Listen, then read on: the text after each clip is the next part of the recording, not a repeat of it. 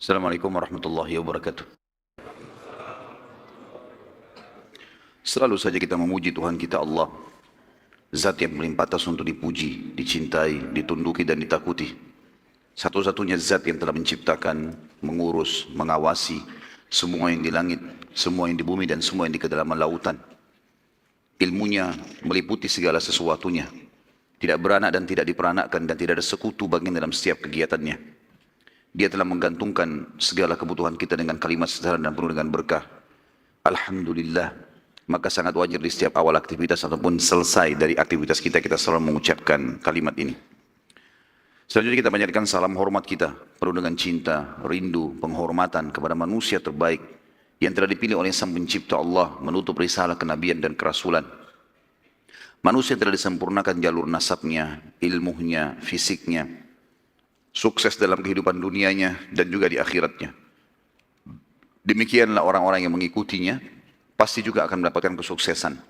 Makanya Allah sebagai pencipta telah memerintahkan setiap manusia tidak terkecuali untuk menjadikannya sebagai suri tauladan, terutama bagi orang-orang yang sudah beriman. Dan Sang Pencipta Allah bersama malaikatnya mengucapkan salam hormat secara langsung juga kepada manusia terbaik ini, dan siapapun yang mengucapkan salam hormat kepadanya akan dibalas oleh Allah secara spontan 10 kali salam secara langsung dari Allah. Maka sangat wajar kalau kita selalu mengucapkan salawat dan taslim kepada Nabi besar Muhammad sallallahu alaihi wasallam. Melanjutkan bahasan sirah kita, semoga Allah berkahi. Setelah panjang lebar kita jelaskan tentang perang Hamrat Asad yang terjadi setelah perang Uhud, dan juga pelajaran-pelajaran yang kita ambil dari perang Uhud yang sangat luar biasa. Berikut juga kaidah-kaidah syar'i yang bisa diambil dari kejadian Uhud dan Hamrat Asad. Kita akan masuk sekarang ke pembahasan tentang penyerangan beberapa suku Arab yang ada di sekitar Madinah ke kota Madinah. Maksudnya ingin menyerang. Dan ini semua adalah rentetan permasalahan yang terjadi di Uhud, di pertengahan peperangan. Di awal peperangan muslimin memenangkan peperangan, di tengah-tengah mereka dikalahkan, lalu kemudian mereka menang lagi di Hamrat Asad. Hanya saja Hamrat Asad, peperangan ini banyak juga di antara suku-suku Arab yang tidak sampai kepadanya berita itu. Jadi sebagian kecil, dan Quraisy berusaha menyebarkan berita kalau mereka yang menang. Dan memang banyak suku-suku Arab terpengaruh dengan pendapat Quraisy, ya, bahwasanya memang mereka yang menang. Padahal sebenarnya sudah kita jelaskan di Hamrat Asad, Quraisy tidak berani untuk datang menemui muslimin, dan muslimin sempat tinggal selama 3 hari di sana. Simpang siur, ada yang tangkap, ada juga yang tidak. Ringkas cerita teman-teman sekalian, ternyata ada beberapa suku-suku Arab yang berpikir untuk menyerang Madinah. Dikarenakan mereka mengetahui Uhud itu, tempat lokasi di mana muslimin kalah, adalah di depan pintu gerbang Madinah. Artinya di depan pintu gerbang Madinah saja muslimin kalah, ya, berarti sudah sangat lemah, apalagi kalau mereka perang keluar dari kota Madinah. Maka perang yang terjadi Hamrat Asad dan Uhud itu terjadi. Uhud tentunya di bulan Syawal, tanggal 15 Syawal tahun 3 Hijriah, dan Hamrat Asad tanggal 16 Syawal. Nabi SAW pada saat itu menetap di Madinah. Setelah Hamrat Asad tidak keluar sama sekali bentuk pasukan atau menyerang. Beliau tinggal kurang lebih dari bulan Syawal, Dzulqa'dah, Dzulhijjah, 3 bulan sampai bulan Muharram di tahun 4 Hijriah. Tidak ada peperangan.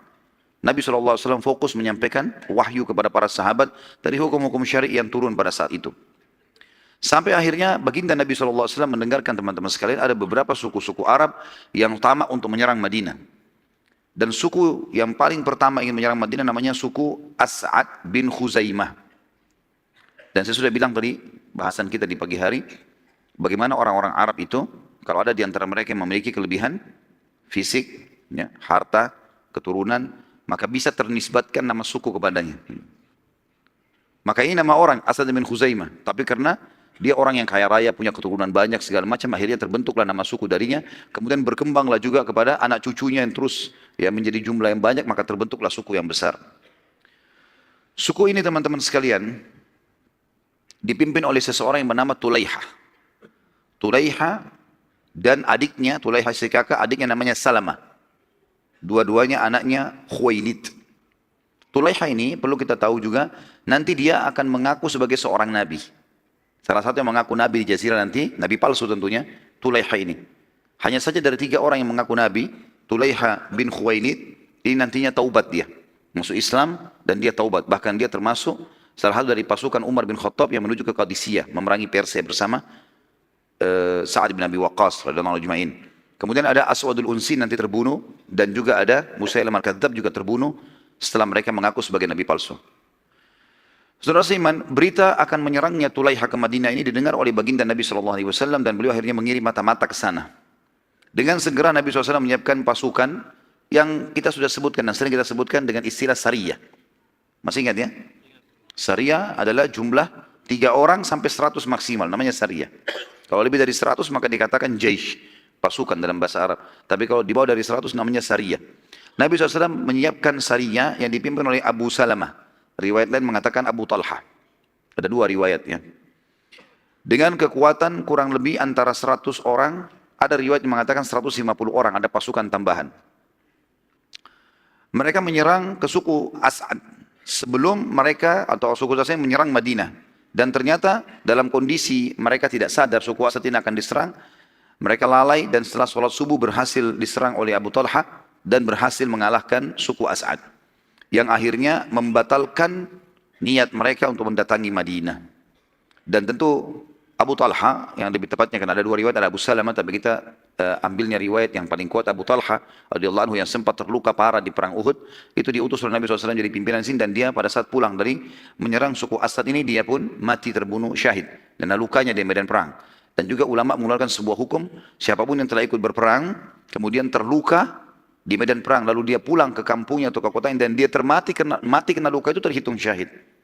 Walaupun dia tidak mati di kancah peperangan, karena lukanya menyebabkan dia mati, yang luka itu didapatkan di kancah peperangan. Yang kedua suku Hudzail.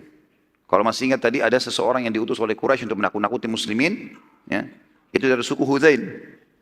Setelah perang Uhud, tepatnya bulan Muharram, juga masih di bulan Muharram, setelah selesai suku Asad tadi bin Khuzaimah dikalahkan, datanglah kepada Nabi SAW 2 suku Arab, namanya suku Adal dan Qara. Suku Adal dan Qara. Suku ini tidak terlalu dikenal karena suku yang cukup jauh dari di ujung Jazirah Arab, dekatnya di wilayah Najd, wilayah dekat negeri Syam. Mereka sempat datang kemudian meminta kepada Nabi SAW. Mereka pura-pura masuk Islam. Mereka datang, mereka syahadat di Madinah, berapa puluh orang gitu ya, tidak disebutkan jumlahnya, tapi ada di sejarah mengatakan antara 40 sampai 50 orang. Mereka lalu masuk Islam dan mereka meminta agar Nabi SAW mengutus beberapa orang sahabat penghafal Al-Quran untuk menemani mereka, pergi ke sukunya gitu. Dan Nabi SAW mengutus 6 orang sahabat yang mulia. Yang pertama adalah Asim bin Thabit bin Abi Aqlah. Asim bin Thabit bin Abi Aqlah. Yang kedua Marthad bin Marthad al-Ghanawi. Marthad bin Marthad al-Ghanawi. Yang ketiga Khalid bin al-Bukhair. Khalid bin al-Bukhair. Yang keempat Khubayb bin Adi. Khubayb bin Adi. Nanti saya ulangi lagi. Yang kelima Zaid bin Ad-Dathinnah. Yang terakhir Abdullah bin Tariq. Abdullah bin Tariq. Jadi Asim bin Thabit bin Abi al-Aqla, Marthad bin Abi bin Marthad, Marthad bin Marthad al-Ghanawi, Khalid bin Bukhair, Khubayb bin Adi, Zaid bin Ad-Dathinnah, dan juga yang terakhir Abdullah bin Tariq radhiyallahu anhu majma'in. Semuanya ini penghafal Quran. Semua ini penghafal Quran dari sahabat Nabi ridwanullahi alaihim. Pada saat tiba melewati pemukiman suku Hudzail, ternyata kelompok ini kelihatan pengkhianatannya. Padahal mereka tadi sementara jalan mereka tunjukkan, mereka belajar sholat, mereka coba belajar baca Al-Quran setiap istirahat. Tapi begitu lewat di depan suku Hudzail, kelihatan pengkhianatan mereka. Mereka cuma mau sahabat ini ikut sampai di situ. Dan suku Hudzail ini, suku yang sangat dekat dengan Mekah. Nanti kita lihat suku ini nanti di pembebasan sebelum pembebasan atau kesepakatan Hudaybiyah, mereka jadi baik. Mereka akan mengikuti, menjadi partnernya Nabi SAW, jadi sekutunya Nabi. Tapi pada saat ini kita ceritakan di awal-awal Islam. Maka kedua suku tadi, Adal dan Qara ini, menangkap sahabat yang 6, kemudian menyerahkan kepada Hudzail untuk menerima uang. Ini orang-orang dari Madinah muslimin, kami serahkan pada kalian. Bayar duit, kami tinggalkan.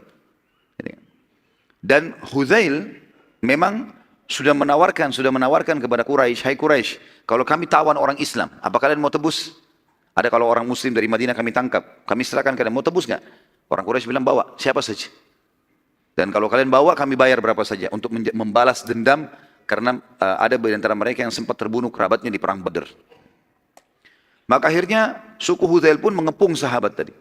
Waktu mereka pas diserahkan, tentu 6 orang ini tidak sempat diikat segala macam, tapi tiba-tiba saja suku Hudzail disuruh kepung, ambil deh, tangkap aja.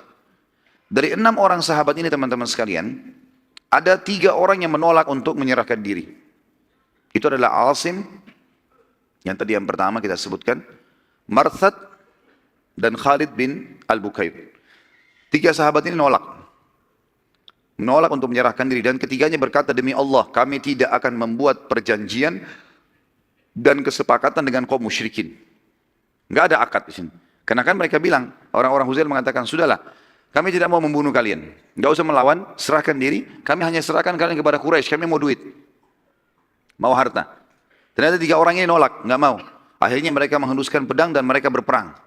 Sampai akhirnya ketiganya mati syahid. Ketiganya sahabat ini radhiyallahu anhu mati syahid.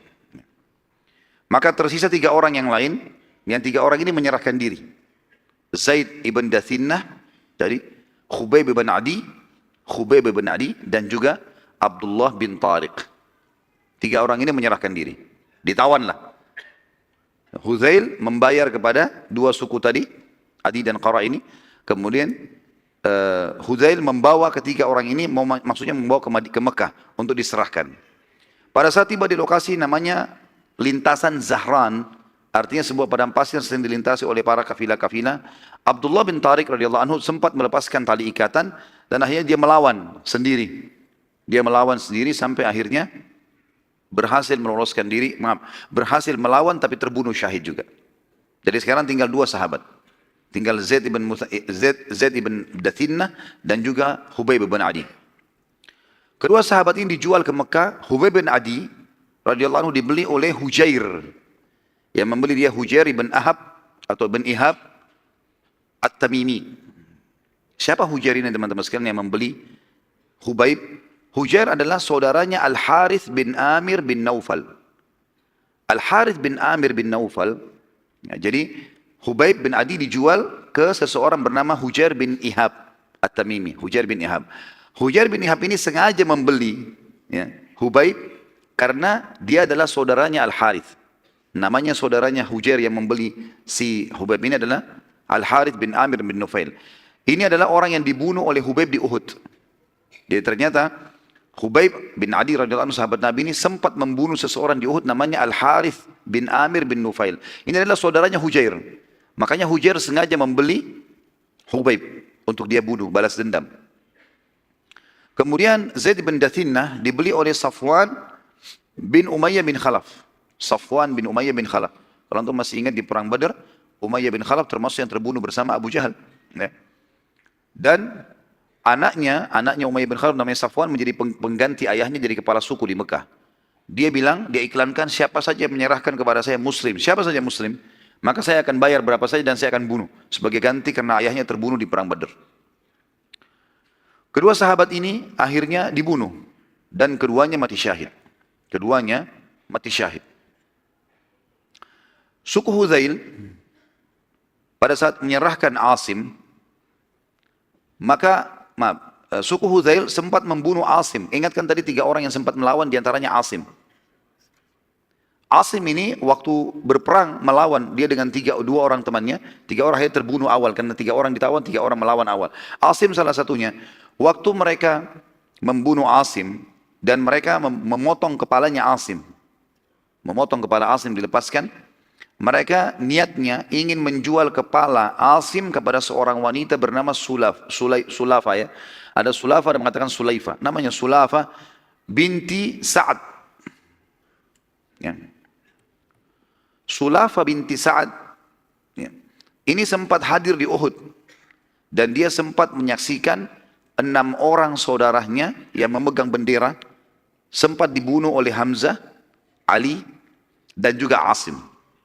Sulaifa ini atau Sulafa ini, waktu dia lihat ke-6 saudaranya dari Bani Abdiddar jatuh tergeletak semuanya mati di dekat bendera, setiap ada pegang bendera dibunuh lagi oleh Hamzah, Ali, dan Asim, gitu kan? Waktu 6 orang jatuh ini, kebetulan saudaranya yang ke-6 yang pegang bendera, yang membunuh, yang menusuknya Asim, dan dia lihat. Maka Sulafa mengeluarkan instruksi di pasukan Quraisy waktu itu di perang Uhud. Siapapun yang mendatangkan kepada saya batok kepalanya Asim, maka saya akan isi batok kepalanya dengan emas untuk saya bayar. Jadi batok kepalanya nanti kalau saya dapatkan, saya akan bersihkan, dikeluarkan semua isi otaknya, saya akan isi dengan emas, sebesar itu saya akan kasih ke orang yang memberikan batok kepalanya. Oleh karena itu suku Hudzail tamak pada saat itu. Mereka pada saat membunuh Asim, mereka membawa kepalanya dengan niat mau dijual kepada Sulafa tadi, binti Sa'ad bin Syahid, ya, yang hadir di Uhud pada saat itu. Namun terjadi keajaiban yang luar biasa pada saat itu, diantara yang disebutkan dalam riwayat adalah pada saat mereka memotong kepala Asim, kepalanya sempat dipenuhi dengan lebah. Entah lebah dari mana datang, dari padang pasir, penuh semua mukanya dan kepalanya penuh lebah. Dan setiap kali ada suku Hudzail yang coba menyentuh, maka diserang oleh lebah tersebut. Dan di depan mata mereka, lebah-lebah ini rame-rame ya menjepit kepala Asim, kemudian dibawa terbang oleh lebah, gitu. Sampai akhirnya kepala Asim tidak ditemukan sama sekali dan dibawa oleh lebah entah kemana dengan hikmah Allah Subhanahu Wa Taala. Dan pada saat terdengar berita tersebut oleh kaum muslimin, maka Umar bin Khattab mengatakan, saya pernah mendengarkan Asim telah bersumpah atas nama Allah dan memohon agar jasadnya tidak disentuh sama sekali oleh orang-orang musyrik. Maka pada saat mereka memotong pun kepalanya, sempat jasadnya entah di mana, mereka hanya menemukan kepalanya dan kepalanya pun dibawa oleh lebah yang akhirnya mereka tidak bisa menemukan sama sekali jasad sahabat yang mulia ini. Tentu kita melihat ini teman-teman sekalian, sampai di sini yang dinukil oleh para ahli sejarah dan belum disebutkan apakah baginda Nabi SAW membalas atau tidak, yang jelas kejadian ini terjadi. Yang saya tahu nanti suku Hudzail ya, meminta maaf dan kemudian suku Hudzail akhirnya menjadi sekutu Nabi di kesepakatan Hudaybiyah. Yang ketiga, suku Sulaim. Suku Ril, Zikwan, dan Usayyah. Ada 4 suku Arab, suku Sulaim, suku Ri'il. Ya. Ri'il ini salah satu suku Arab juga ya. Suku Sulaim, suku Ri'il, Zikwan, dan Usayyah. Ini 4 suku, Sulaim, Ri'il, Zikwan, dan Usayyah. Datang seseorang di Madinah, teman-teman sekalian, yang bernama Amir bin Malik. Amir bin Malik ini, tentu tadi itu nama-nama suku, judulnya ya. Tapi kita masuk sekarang histori kisahnya. Ada seseorang datang ke Madinah bernama Amir bin Malik bin Ja'far. Amir bin Malik bin Ja'far ini pimpinan suku Amir bin Sa'sa'ah. Salah satu suku Arab. Ia menemui Nabi SAW, si Amir ini bin Malik bin Ja'far menemui Nabi SAW. Lalu Nabi memberikan hadiah sebagai tanda persahabatan lah. Masih kafir. Lalu kata Nabi SAW, saya enggak terima hadiah dari orang kafir. Saya enggak terima hadiah dari orang kafir. Tentu di sini Nabi SAW menerima hadiah umumnya walaupun dari orang kafir. Tapi khusus pada masa itu karena perang lagi genting-gentingnya, kemudian telah terjadi kasus tadi, sampai berita ke Nabi SAW tentang 6 orang sahabatnya dikhianati, maka beliau pun hati-hati. Beliau mengatakan saya tidak terima hadiah dari orang kafir. Kecuali kalau kau masuk Islam. Kalau kau masuk Islam tidak ada masalah. Kau Muslim. Maka kata si Amir, saya enggak mau masuk Islam. Saya tidak akan masuk Islam, tetapi kalau anda mau, saya akan coba ya menyebarkan agama anda yang di suku saya. Tapi dengan syarat, harus ada sahabat anda yang berangkat. Harus ada orang yang berangkat. Nabi SAW masih trauma dengan 6 orang yang dibunuh tadi. Sampai berita ke Nabi SAW. Juga ada riwayat tadi saya lupa sampaikan teman-teman, Asim pada saat jasadnya dicari, maka bumi yang ada jasadnya terbuka dan menanamkan, memasukkan jasadnya. Sementara kepalanya dibawa oleh lebah, tadi yang lupa saya sampaikan. Maka kata Nabi SAW, apa jaminanmu? Sekarang, apa jaminan kau bisa selamatkan? Ada sahabat saya dikhianati. Kata dia, saya menjaminnya. Saya kepala suku, saya yang jamin. Maka kata Nabi SAW, baiklah. Kalau kau menjamin, selesai. Artinya kalau ada pengkhianatan, perang nih. Maka Nabi SAW pun mengutus 70 orang sahabat pilihan waktu itu. Dari tadi cuma 6, sekarang 70 orang. Supaya ada kekuatan gitu. Di antara 70 orang ini ada beberapa orang sahabat yang terkenal. Dengan keimanannya, dengan ilmunya, ulamanya sahabat. Di antaranya Al-Harith bin Shimmah. Al-Harith bin Shimmah, salah satu ulama sahabat, masyhur dengan ilmunya. Ini salah satunya, ada mungkin 6-7 orang ini diantaranya sahabat semua mulia tentu, tapi ini 7 orang, 6 orang ini orang-orang yang sangat tinggi ilmunya. Hafal 30 juz, dan ini 70 orang yang penghafal Quran semuanya. Yang kedua, Haram bin Milhan. Haram bin Milhan. Jadi Al-Harith bin Shimmah, Al-Haram bin Milhan, kemudian Urwa bin Asma As-Silmi. Al-Harith bin Shimmah, Haram bin Milhan, Urwa bin Asma As-Silmi. Kemudian yang keempat Nafi' bin Badil. Nafi' bin Badil. Saya ulangi, kalau ada yang mau catat teman-teman sekalian, saya ulangi insyaAllah. Tapi niatnya dicatat bukan karena mau dapat buku ya. Dari sekarang sepakat dulu. Al-Harith bin Shimmah yang pertama, kemudian Haram bin Milhan, kemudian Urwa bin Asma As-Silmi, kemudian Nafi' bin Badil bin Waraqah. Nafi' bin Badil bin Waraqah, dan juga Amir bin Fuhairah. Ini kurang lebih di antara 70 ada 4 atau 5-6 orang ini ya. Al-Harith bin Shimmah, Haram bin Milhan, Urwa bin Asma As-Silmi, Nafi' bin Badil bin Waraqah, dan Amir bin Fuhairah. Pada saat mereka tiba di pemukiman suku Sulaim, ternyata terjadi lagi pengkhianatan. Si Amir tadi bin Malik, kepala suku Sa'sa', kepala suku Amir bin Sa'sa', berkhianat. Dia mengajak 4 suku yang merupakan suku dia, yaitu tadi yang kita sudah sebutkan di awal judul kita, suku Sulaim, suku Ri'il, suku Zikwan, dan suku Usayyah, untuk membunuh para sahabat. Dan mereka melakukan. Sampai akhirnya ke 70 sahabat berusaha melawan dan terbunuh 69. Mati syahid semuanya. Dan yang lolos cuma 1 orang. Yang lolos adalah Amir bin Umayyah Ad-Damiri. Amir bin Umayyah Ad-Damiri. Dan ini mereka terbunuh di sebuah lokasi namanya Bi'ir Ma'unah. Bi'ir Ma'unah, Sumur Ma'unah. Nanti akan kita jelaskan ada penyerangan Nabi SAW ke lokasi ini. Bagaimana mereka dihukum oleh Nabi SAW karena membunuh 69 sahabatnya. Jadi nama lokasinya Bi'ir Ma'una, dan yang tersisa adalah Amir bin Umayyah Ad-Damiri. Dalam perjalanan menuju ke Madinah, Amir sempat menemukan 2 orang dari asal suku sang pengkhianat, Amir bin Malik bin Ja'far As-Sa'sa' tadi. Yang sempat memberikan jaminan Nabi kan, namanya Amir bin Malik kan. Saya jamin, tidak ada masalah. Saya kepala suku. Ternyata Amir, kepala suku tadi yang mengkhianat itu, sahabat juga yang sempat lolos namanya Amir. Sahabat si Amir ini, waktu dia menuju ke Madinah pulang, dia temukan ada 2 orang dari sukunya si Amir pengkhianat tadi. Lagi lewat. Maka sahabat yang mulia Amir bin Umayyah membunuh 2 orang itu. Sebagai balasan. Karena dia tahu ini dari suku Amir bin Sa'sa. Ini sama, pengkhianat juga ini. Dia pikir semua suku itu pasti pengkhianat. Padahal sebenarnya yang berkhianat cuma kepala sukunya saja. Pada saat Nabi SAW mendengar cerita tersebut, maka Nabi SAW berkata, wahai Amir, masalah kasus pengkhianatan kepala suku mereka, Amir tadi bin Malik, ini dianya yang salah. Dan yang akan kita hukum dia, berikut 4 suku yang mendukungnya tadi. Sulaim, Ri'il, Zikwan, ya. Itu semua tadi kita hukum, itu yang kita hukum. Jadi 2 orang yang kamu bunuh, kita akan bayar diyahnya. Lihat bagaimana keadilan Islam ya. Padahal sudah terjadi pengkhianatan.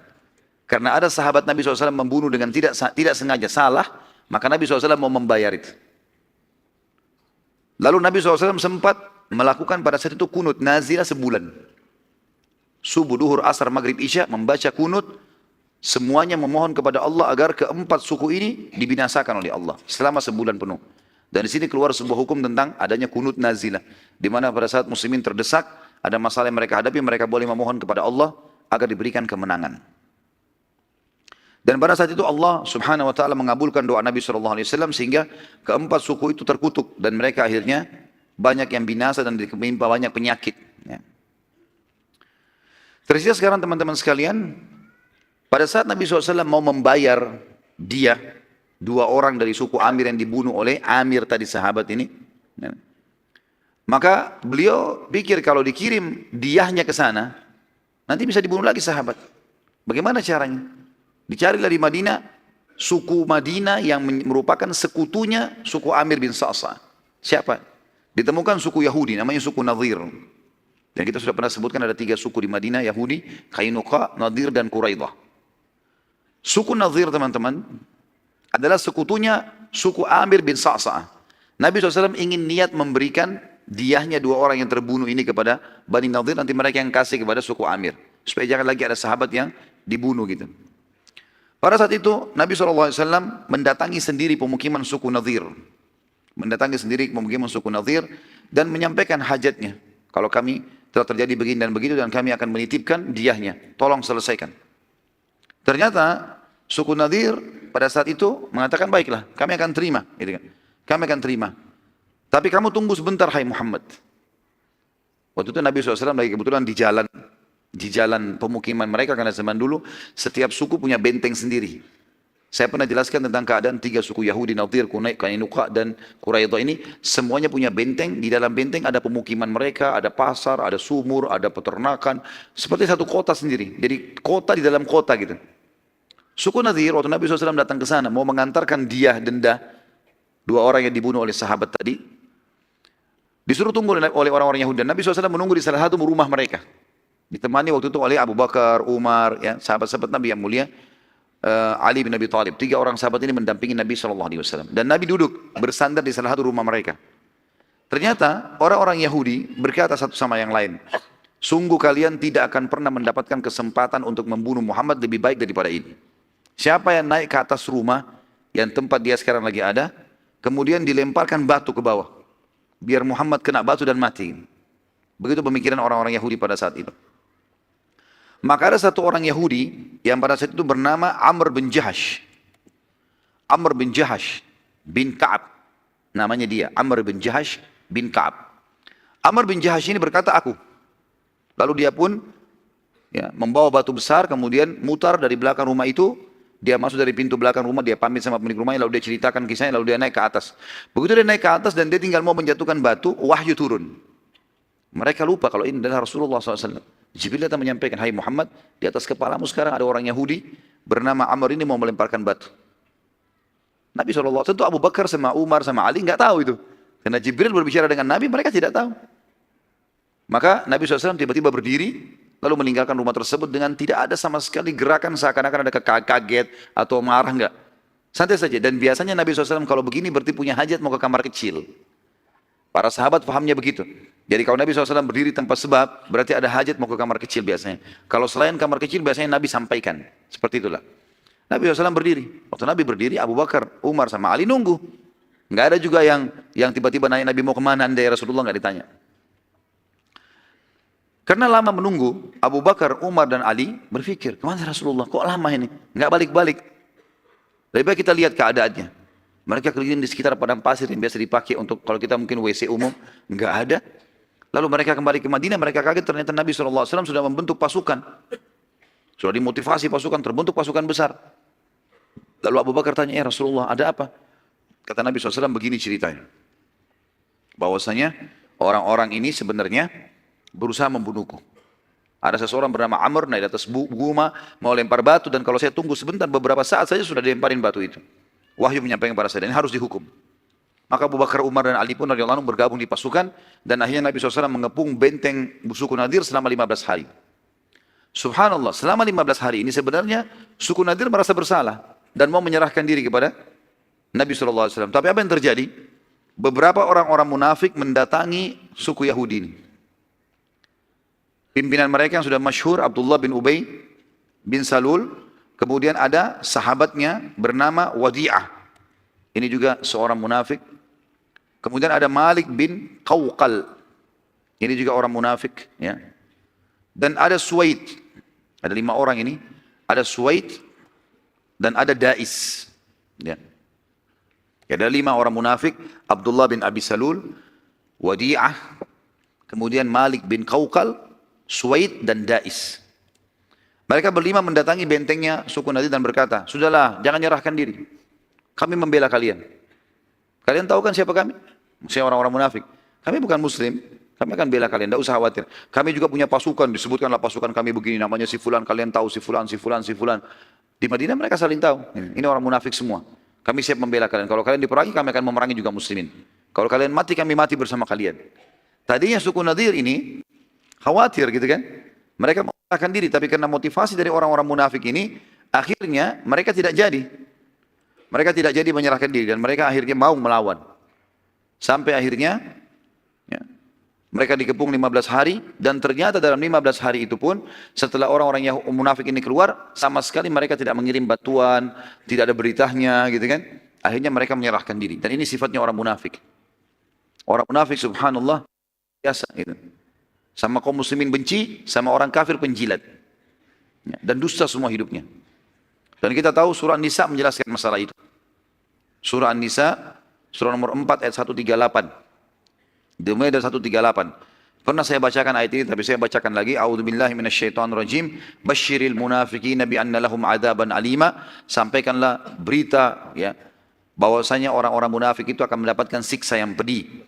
Alladzina yattakhiduna al-kafirina awliya min dunil mu'minin. Mereka adalah orang-orang yang menjadikan orang kafir sebagai tempat-tempat mereka bersandar.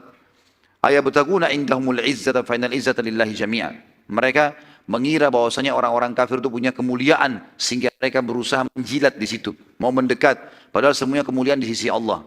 Wa qad nazzala 'alaikum fil kitab an idza sami'tum ayati llahi yukfaru biha ustahza'u biha, dan telah diturunkan dalam Al-Qur'an dengan sangat tegas.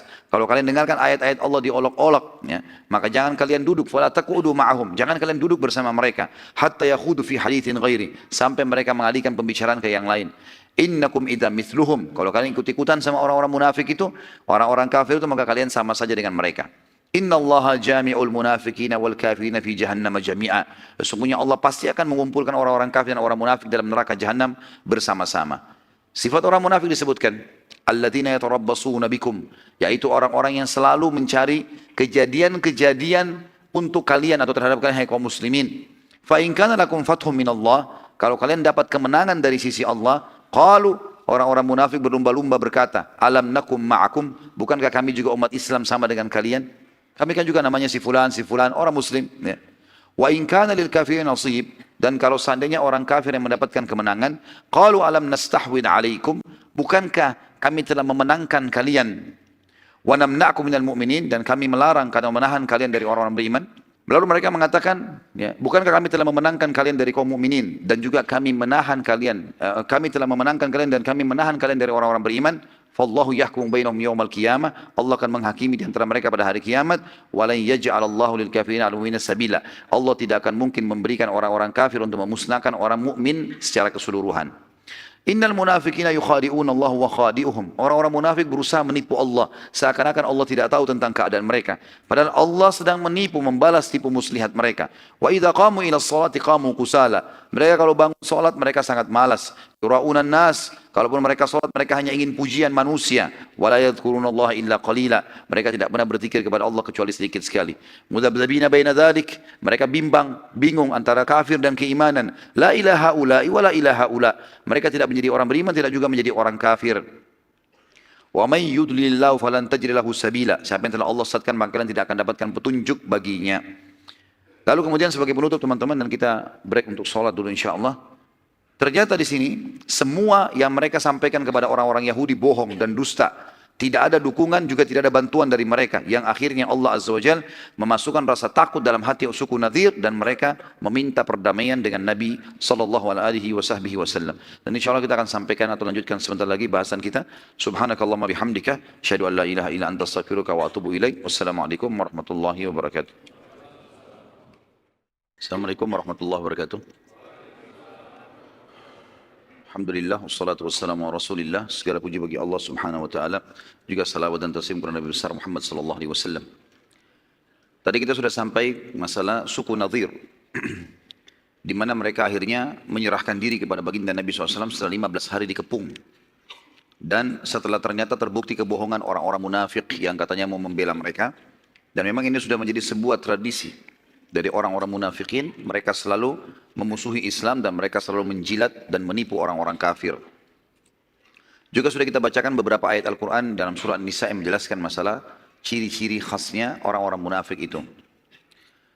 Di antara suku Nadir pada saat mereka menyerahkan diri, mereka tadinya minta damai. Tadinya Nabi SAW sebenarnya cuma minta si Amr saja yang bawa batu di atas rumah itu serahkan ke kami. Mereka nggak mau. Karena nggak mau akhirnya semua suku dikepung. Kalau mereka serahkan, maka selesai urusannya. Orang itu yang dihukum, tapi ini tidak. Maka akhirnya dikepung semua, dan mereka sampai menyerahkan diri pun tidak mau menyerahkan si orang yang niat mau membunuh tadi. Maka Nabi SAW mengatakan, saya hanya akan sepakat dengan kalian kalau kalian tunduk dengan hukumku. Maka mereka pun sepakat dan Nabi SAW menyetujui syarat-syarat atau menulis syarat-syarat, dan di antara syaratnya Nabi SAW adalah mereka harus meninggalkan Madinah dan mereka tidak boleh membawa apapun kecuali unta mereka saja. Ya. Maaf, mereka boleh membawa apa saja yang mampu diangkat oleh unta mereka. Yang lain tidak bisa, kayak rumah, kebun-kebun tentu tidak bisa. Mereka hanya bisa membawa apa yang mampu diangkat oleh untahnya. Dan di antara suku Nadir ada yang masuk Islam. 2 orang Yahudi. Yamair bin Amr bin Ka'ab. Yamair bin Amr bin Ka'ab radhiyallahu anhu. Dan juga Abu Sa'ad bin Wahab. Yamair bin Amr bin Ka'ab dan Abu Sa'ad bin Wahab. Sehingga akhirnya Nabi SAW mengembalikan harta mereka. Karena mereka masuk Islam, dikembalikan semua apa yang tadi diambil oleh Nabi SAW. Harta suku Nadir dibagi oleh baginda Nabi SAW kepada seluruh muhajirin yang pertama masuk Islam dari Mekah. Dan dari orang Ansar diberikan 2 orang saja.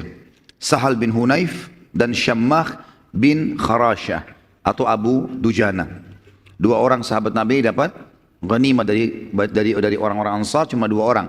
Sahal bin Hunayf dan Syammah bin Kharashah atau Abu Dujana. Kejadian ini terjadi teman-teman sekalian di bulan Rabiul Awal tahun 4 Hijriah. Karena tadi kan Nabi SAW istirahat tidak perang setelah kejadian ya, Hamrat Asad sampai bulan Muharram di tahun 4 Hijriah. Terjadilah beberapa suku-suku Arab sampai akhirnya suku Nadir ini yang dikeluarkan dari kota Madinah. Dan Allah Subhanahu Wa Taala mengekalkan dalam Al-Quran cerita tentang pengusiran suku Nadir dari Madinah dan pengkhianatan mereka ini. Dalam surah Al-Hasyr, lengkap satu surah itu turun untuk mereka. 24 ayat.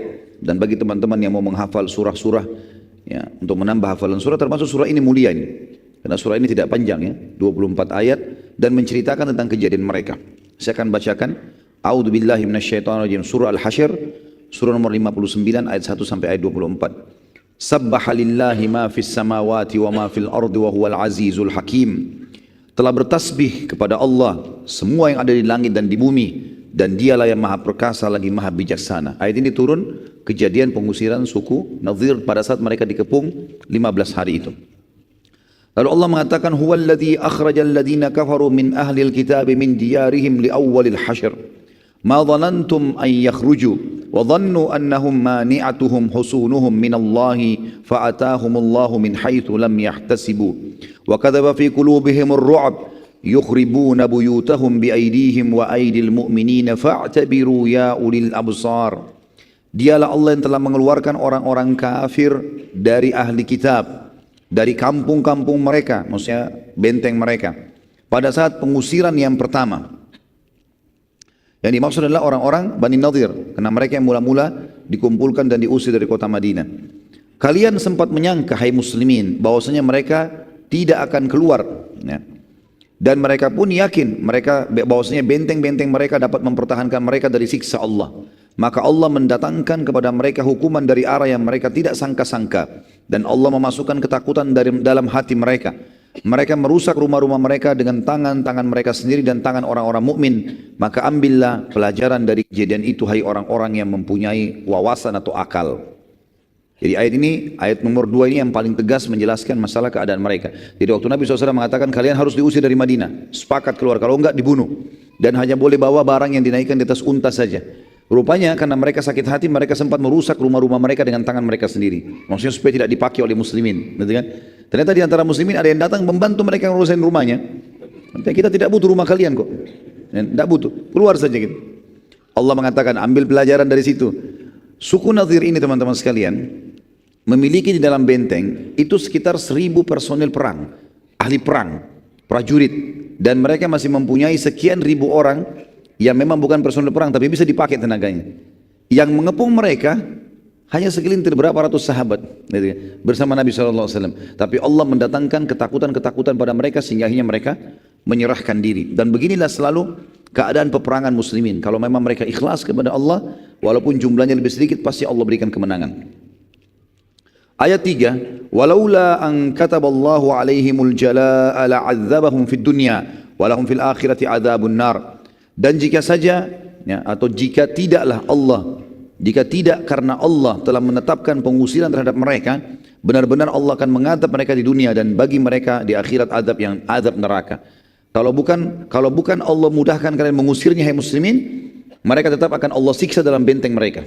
Jadi semuanya itu adalah penghinaan. Dan di akhirat juga kalau mereka tidak sempat taubat, tidak masuk Islam, pastilah mereka akan masuk ke dalam neraka Jahannam.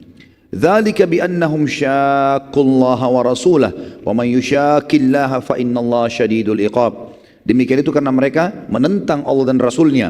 Barang siapa yang menentang Allah dan Rasulnya, sesungguhnya Allah sangat keras hukumannya. Ma qata'tum min linatin aw taraktumuha qa'imatan ala usuliha fa biidnillahi wa liyukhziyal fasiqin. Apa saja yang kalian tebang dari pohon-pohon kurma milik orang-orang kafir atau yang kalian biarkan tumbuh berdiri di atas pokoknya, maka semua itu dengan izin Allah dan karena Dia hendak memberikan kehinaan kepada orang-orang fasik.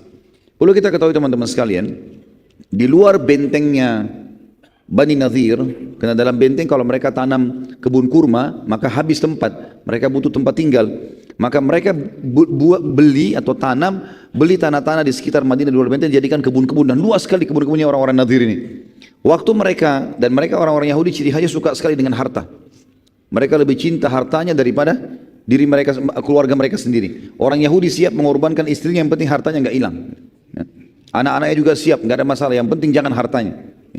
Makanya Allah Subhanahu Wa Taala menyebutkan tentang sifat mereka buruk sekali tentang cintanya terhadap dunia, gitu kan. Mereka berharap dipanjangkan umurnya, berharap mengumpulkan harta, seperti itulah. Yang jelas waktu itu salah satu titah Nabi SAW adalah tebang pohon-pohon kurmanya di depan matanya mereka, dan pohon kurma harta mereka yang paling mahal pada saat itu.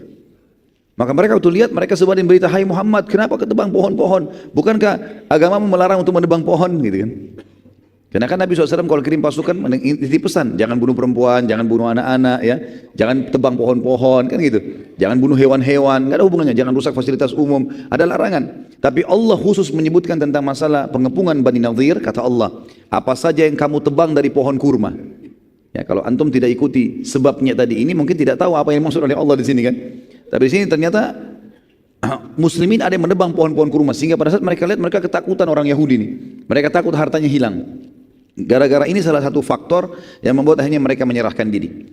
Apa saja yang kamu tebang, kata Allah, dari pohon kurma milik orang-orang kafir itu, atau yang kamu biarkan saja tidak ditebang di pokoknya, maka semua itu tetap dengan izin Allah. Dan karena Dia hendak memberikan kehinaan kepada orang-orang kafir. Maksudnya biar mereka merasa kehilangan hartanya, Allah hinakan dengan itu.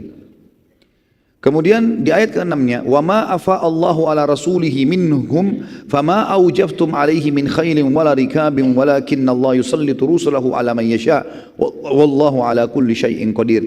Dan apa saja harta rampasan fai, ma afa Allah. Jadi fai adalah istilah harta rampasan perang yang tidak ada perlawanan dari musuh, namanya fai. Dengan peperangan sehingga kita menang, namanya ghanimah, beda. Kalau fai punya hukum sendiri, ya, nanti kita akan jelaskan.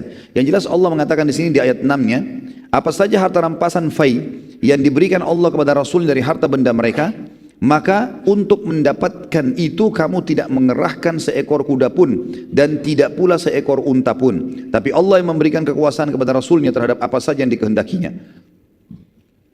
Dan Allah Maha Kuasa atas segala sesuatu. Maksudnya adalah fai itu kalau terjadi peperangan dan Nabi SAW dan menang waktu di zaman Nabi SAW masih hidup, maka harta rampasan yang didapatkan tanpa peperangan itu murni milik Nabi SAW. Itu murni milik Rasulullah SAW. Dan beliau punya hak memberikan kepada siapa saja. Makanya tadi fainya Bani Nadhir diberikan kepada orang-orang muhajirin dan 2 orang ansar saja yang dianggap miskin, yang lain tidak dikasih orang ansar. Dan Allah menyebutkan kenapa? Karena tidak ada peperangan. Tidak ada kalian gerakkan seekor kuda ataupun seekor unta untuk menyerang musuh. Maka itu fai namanya. Ya.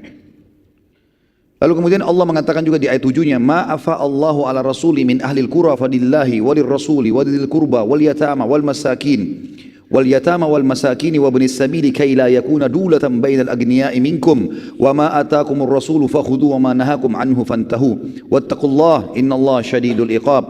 Apa saja harta rampasan fai yang didapatkan tanpa peperangan, yang diberikan Allah kepada Rasulnya dari harta yang dari penduduk kota-kota, maka itu adalah milik Allah, Rasul, kaum kerabat, anak-anak yatim, maksudnya kerabat Nabi SAW. Dan Nabi anak-anak yatim, orang-orang miskin, dan orang-orang yang dalam perjalanan dan terputus jalan. Supaya harta tersebut tidak beredar di antara orang-orang kaya saja di antara kalian. Apa yang diberikan Rasul kepada kalian, terimalah. Dan apa yang dilarang bagi kalian, tinggalkanlah. Dan bertakwalah kepada Allah, sesungguhnya Allah amat keras siksaannya. Ayat 8. Lil fuqara'il muhajirin alladhina ukhriju min diyarihim wa amwalihim yabtaguna fadlan min Allah wa ridwana. Yabtaguna fadlan min Allah wa ridwana wa yansuruna Allah wa rasulah. Ulaika humus sadiqun. Juga harta tersebut diberikan kepada orang-orang fakir yang hijrah dari Mekah, yang diusir dari kampung halaman mereka dan dari harta benda mereka karena mencari karunia dari Allah dan keridhaannya, dan mereka menolong Allah dan Rasulnya. Mereka itu adalah orang-orang yang jujur. Ayat 9. Walladzina tabawwa'u ad-dara wal imana min qablihim yuhibbuna man hajara ilaihim wa la yajiduna fi sudurihim hajatan mimma utu ولا يجدون في صدورهم حاجة مما أوتوا ويؤثرون على أنفسهم ولو كان بهم خصاصة ومن يوق شح نفسه فأولئك هم المفلحون. Dan Allah memuji orang-orang Ansar, orang-orang yang telah menempati kota Madinah dan telah beriman, maksudnya orang Ansar. Sebelum kedatangan para muhajirin, mereka orang Ansar mencintai orang-orang yang berhijrah kepada mereka. Dan mereka orang-orang Ansar tidak menaruh keinginan dalam hati mereka terhadap apa-apa yang diberikan kepada muhajirin. Artinya Allah pastikan, fai ini pun hai Muhammad, kalau kau berikan kepada muhajirin, tidak diberikan kepada Ansar, enggak usah khawatir. Orang Ansar tidak akan pernah ada masalah dengan hati mereka. Karena mereka suka dan cinta dengan saudara yang hijrah. Dan ini pujian Allah untuk penduduk Madinah secara khusus. Dan mereka mengutamakan orang-orang muhajirin atas diri mereka sendiri, sekalipun mereka dalam keadaan kesusahan. Dan siapa yang dipelihara dari kekiran dirinya, maka mereka adalah orang-orang yang beruntung. Jadi ada alasan kenapa Allah subhanahu wa ta'ala menyuruh Nabi Muhammad SAW membagikan fai kepada muhajirin dan cuma 2 orang dari Ansar. Karena itu haknya Allah dan Rasulnya secara mutlak, dan memang orang-orang muhajirin layak dibantu, terutama orang-orang miskin di antara mereka. Ya. Sebagian ahli sejarah mengatakan orang-orang kaya muhajirin tidak dapatkan, seperti Abu Bakar, ya, Uthman bin Affan, yang kaya-kaya tidak mendapatkan fai dari sini, tapi orang-orang miskin di antara mereka sebagaimana Allah sudah sebutkan. Kemudian dikatakan selanjutnya, walladzina ja'u min ba'dihim yaquluna rabbana ighfir lana wa li ikhwanina alladhina sabaquna bil imani wa la taj'al fi qulubina ghillan lil ladzina amanu rabbana innaka ra'ufur rahim. Dan orang-orang yang datang sesudah mereka para muhajirin dan ansar, setelah dengar kisah ini, kita sekarang termasuk kena ayat ini. Mendengarkan kisah ini, tidak akan pernah lagi ada fikiran kita sebagaimana orang-orang Ansar tidak pernah berfikir. Jangan ada di antara kita terfikir, teman-teman sekalian, loh kenapa Rasulullah cuma kasih orang muhajirin ya? Kenapa orang Ansar nggak dikasih? Sudah dijawab di sini. Jangan lagi kalian balas, jangan lagi bimbang dengan itu, tapi katakanlah. Kata Allah SWT, orang-orang yang datang sesudah mereka, para muhajirin dan ansar, yang baca Al-Quran, mereka malah berdoa, ya Rabb kami, berikanlah ampunan untuk kami dan saudara-saudara kami yang telah beriman lebih dulu daripada kami. Dan jangan engkau membiarkan kedengkian dalam hati kami terhadap orang-orang yang beriman. Ya Rabb kami, sesungguhnya engkau maha penyantun lagi maha penyayang. Dan ayat ini yang digunakan oleh ulama ahli sunnah yang sangat tegas, membantah pemahaman Syiah yang menghina-hina para sahabat, apalagi sampai mengkafirkan. Karena di sini Allah Subhanahu wa taala memerintahkan kita semua yang datang setelah muhajirin dan ansar mendoakan agar mereka mendapatkan pengampunan dan tambahan rahmat. Ayat 11. Alam tara ilal ladzina nafaqu yaquluna li ikhwanihim alladhina kafaru min ahli alkitab la in ukhrijtum lanakhrujanna ma'akum wa la nuti'u fikum ahadan abada. Wala nuti'u fikum ahadan abada wa in qutiltum lanansurannakum wallahu yashhadu innahum lakadzibun.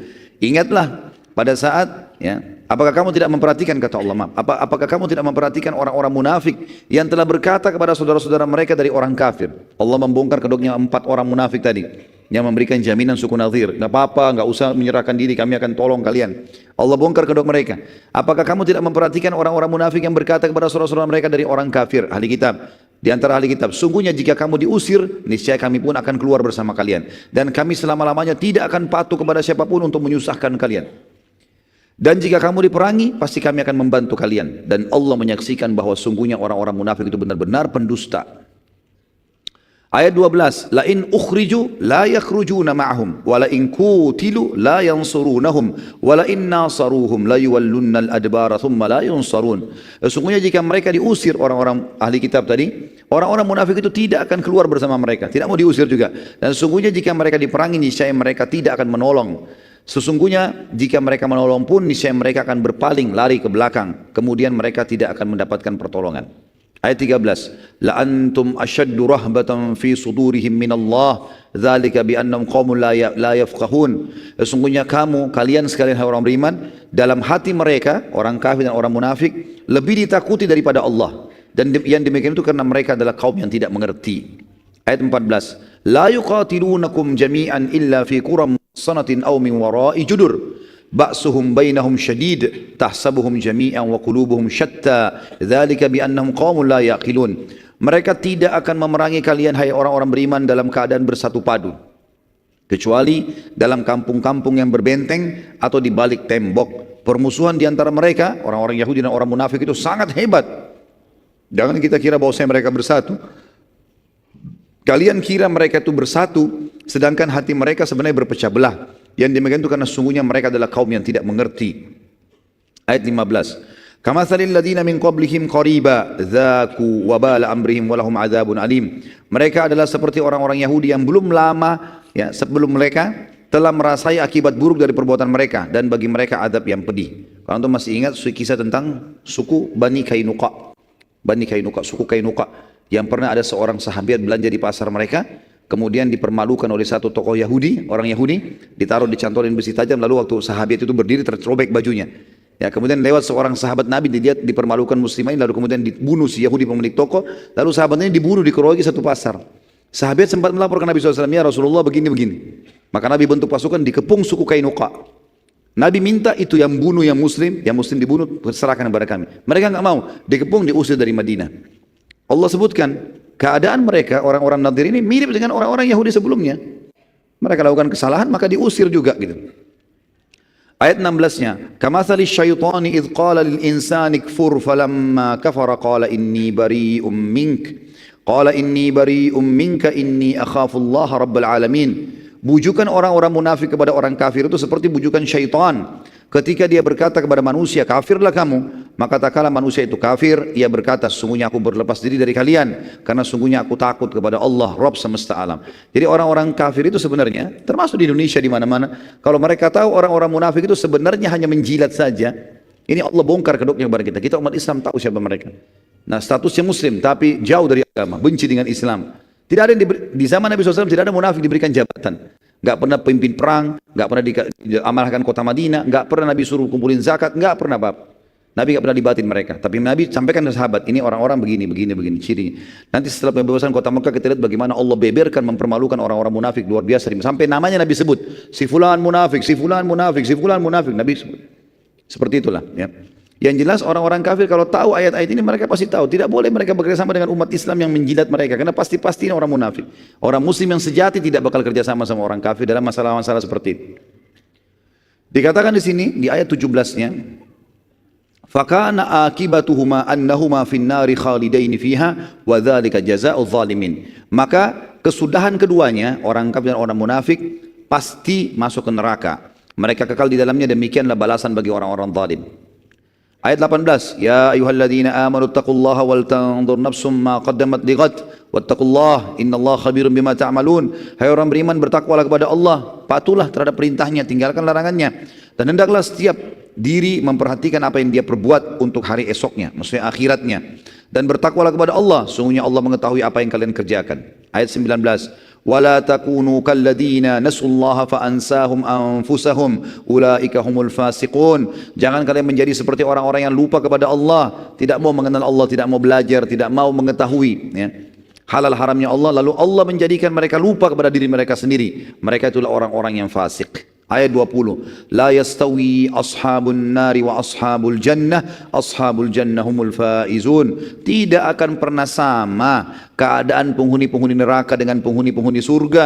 Ketahuilah, penghuni-penghuni surga kata kuncinya patuh di dunia, beriman pada Allah, nikmati halal, tinggalkan haram, kerjakan perintah, tinggalkan larangan. Tidak akan sama antara penghuni neraka dengan penghuni surga. Penghuni surga itu adalah orang-orang yang beruntung. Ayat 21, lau anzalna hadzal qur'ana ala jabalin la ra'aitahu khashi'an mutasaddian min khasyatillah wa tilkal amsalu nadribuha lin-nasi la'allahum yatafakkarun.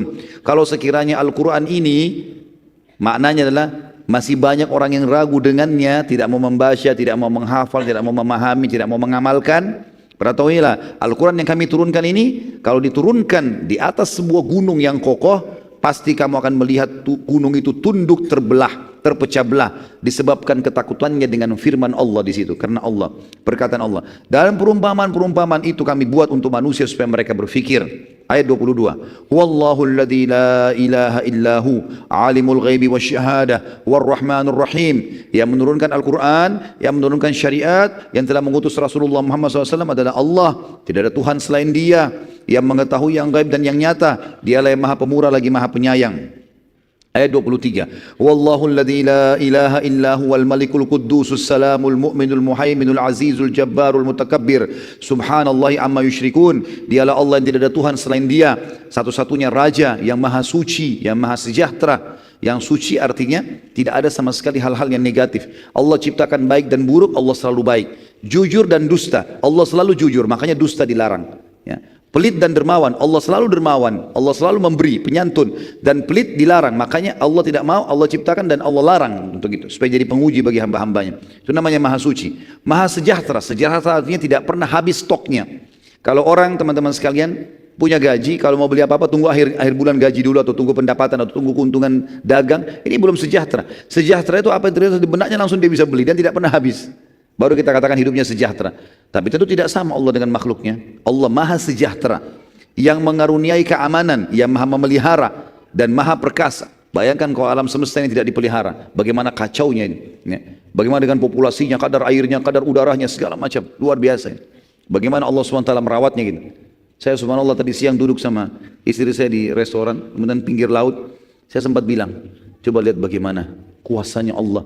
Air ini siapa yang mengatur kadarnya, suaranya, kemudian langit dengan awannya, dengan mataharinya, udaranya. Ada yang bisa mengaku ini yang menciptakannya. La ilaha illallah. Allah sudah kasih kata kuncinya. Dan kita kalau mengikuti syariat Allah, kita lebih yakin lagi, oh ternyata betul ini yang benar. Karena kita jadi punya panduan hidup, tahu mana boleh, mana tidak boleh. Dia maha perkasa. Semua kekuatan makhluk, kata para ulama tafsir, kalau dipertemukan, maka semua itu hanya bagian kecil dari kekuatan Allah sang perkasa. Kalau semua manusia digabungkan kekuatannya, bagaimana powernya? Bagaimana kalau singa satu kuat? Kalau 1000 singa, kalau semua singa digabungkan, bagaimana kekuatannya? Pohon, semuanya ini alam semesta, api, air, udara punya kekuatan, power. Itu semua kalau digabungkan pun hanya bagian kecil dari kemahaperkasaan sang pencipta. Yang maha kuasa, yang memiliki segala keagungan, maha suci Allah dari apa yang mereka persekutukan. Ayat 24-nya. Huwallahul khaliqul bari'ul musawwiru lahul asma'ul husna yusabbihu lahu ma fis samawati wal ardi wa huwal azizul hakim. Dialah Allah yang telah menciptakan dari tidak ada menjadi ada, telur yang cair menjadi anak ayam, bisa berkokok, bisa berkembang biak, sperma sel telur jadi kayak kita manusia, bisa berteriak, bisa bermarah, bisa senang, ya. Biji yang dilempar di tanah bisa jadi pohon yang besar. Menciptakan, yang mengadakan, yang membentuk rupa. Semuanya keindahan ini dibentuk oleh sang pencipta Allah, yang mempunyai asmaul husna, nama-nama yang mulia, bertasbih kepadanya apa yang ada di langit dan di bumi, dan dialah yang maha perkasa lagi maha bijaksana. 24 ayat full turun karena kejadian suku Nadir. Dan ini perlu diketahui teman-teman sebab nuzulnya, karena luar biasa. Ayat ini berbicara tentang kejadian pada saat itu. Selanjutnya sekarang kita masuk ke suku-suku lain, suku Arab yang ada di Daumatul Jandal namanya. Sebuah lokasi namanya Daumatul Jandal. Suku Jandal ini berada di Daumah, dinamakan Daumatul Jandal, berada di paling utara Jazirah Arab. Mereka juga berusaha menyerang muslimin setelah bulan Ramadan. Tadi kan kejadiannya Bani Nadir bulan Rabiul Awal. Jadi Rabiul Awal, Rabiul Tsani, Jumadil Ula, Jumadil Tsani, Rajab, Sya'ban, sampai Ramadan 6 bulan tidak ada peperangan. Di bulan Syawal tahun 4 Hijriah, ada suku namanya Jandal berusaha untuk menyerang muslimin. Karena mereka menganggap muslimin juga lemah, ya. Dan bila berhasil mengalahkan muslimin, maka nama suku mereka akan dikenang. Karena muslimin kuat dan memiliki nabi. Namun Nabi SAW, dan ini strategi perang beliau SAW, tidak pernah beliau biarkan musuh mau menyerang. Tidak pernah beliau biarkan musuh menyerang baru kemudian beliau lawan. Kecuali kejadian di Uhud karena sudah terlanjur datang, dan Khandak. Sudah terlanjur datang, Nabi SAW tidak tahu. Tapi kalau Nabi tahu, pasti Nabi serang duluan. Ini strategi dan selalu berhasil. Di antaranya juga di sini, maka Nabi SAW pada saat menerima berita dari mata-mata beliau tentang niatan tersebut, maka beliau segera menyerang pada bulan Muharram tahun 5 Hijriah. Ya, bulan Muharram, jadi tadinya ada berita di bulan Syawal tahun 4 mereka akan menyerang. Baru berita, belum menyerang. Nabi SAW atur strategi, dikirim mata-mata, ternyata mereka masih persiapkan diri. Di bulan Muharram tahun 5 Hijriah Nabi SAW menyerang pasukan dan beliau memimpin sendiri pada saat itu sampai akhirnya ya, Nabi SAW berhasil menaklukkan, ya, mengalahkan suku Jandal ini, dan beliau SAW juga mengutus, ya, Muhammad bin Maslamah radhiyallahu anhu untuk, ya, menangkap. Pada saat Nabi SAW tiba di sana, ternyata suku Jandal ini sudah banyak yang lari.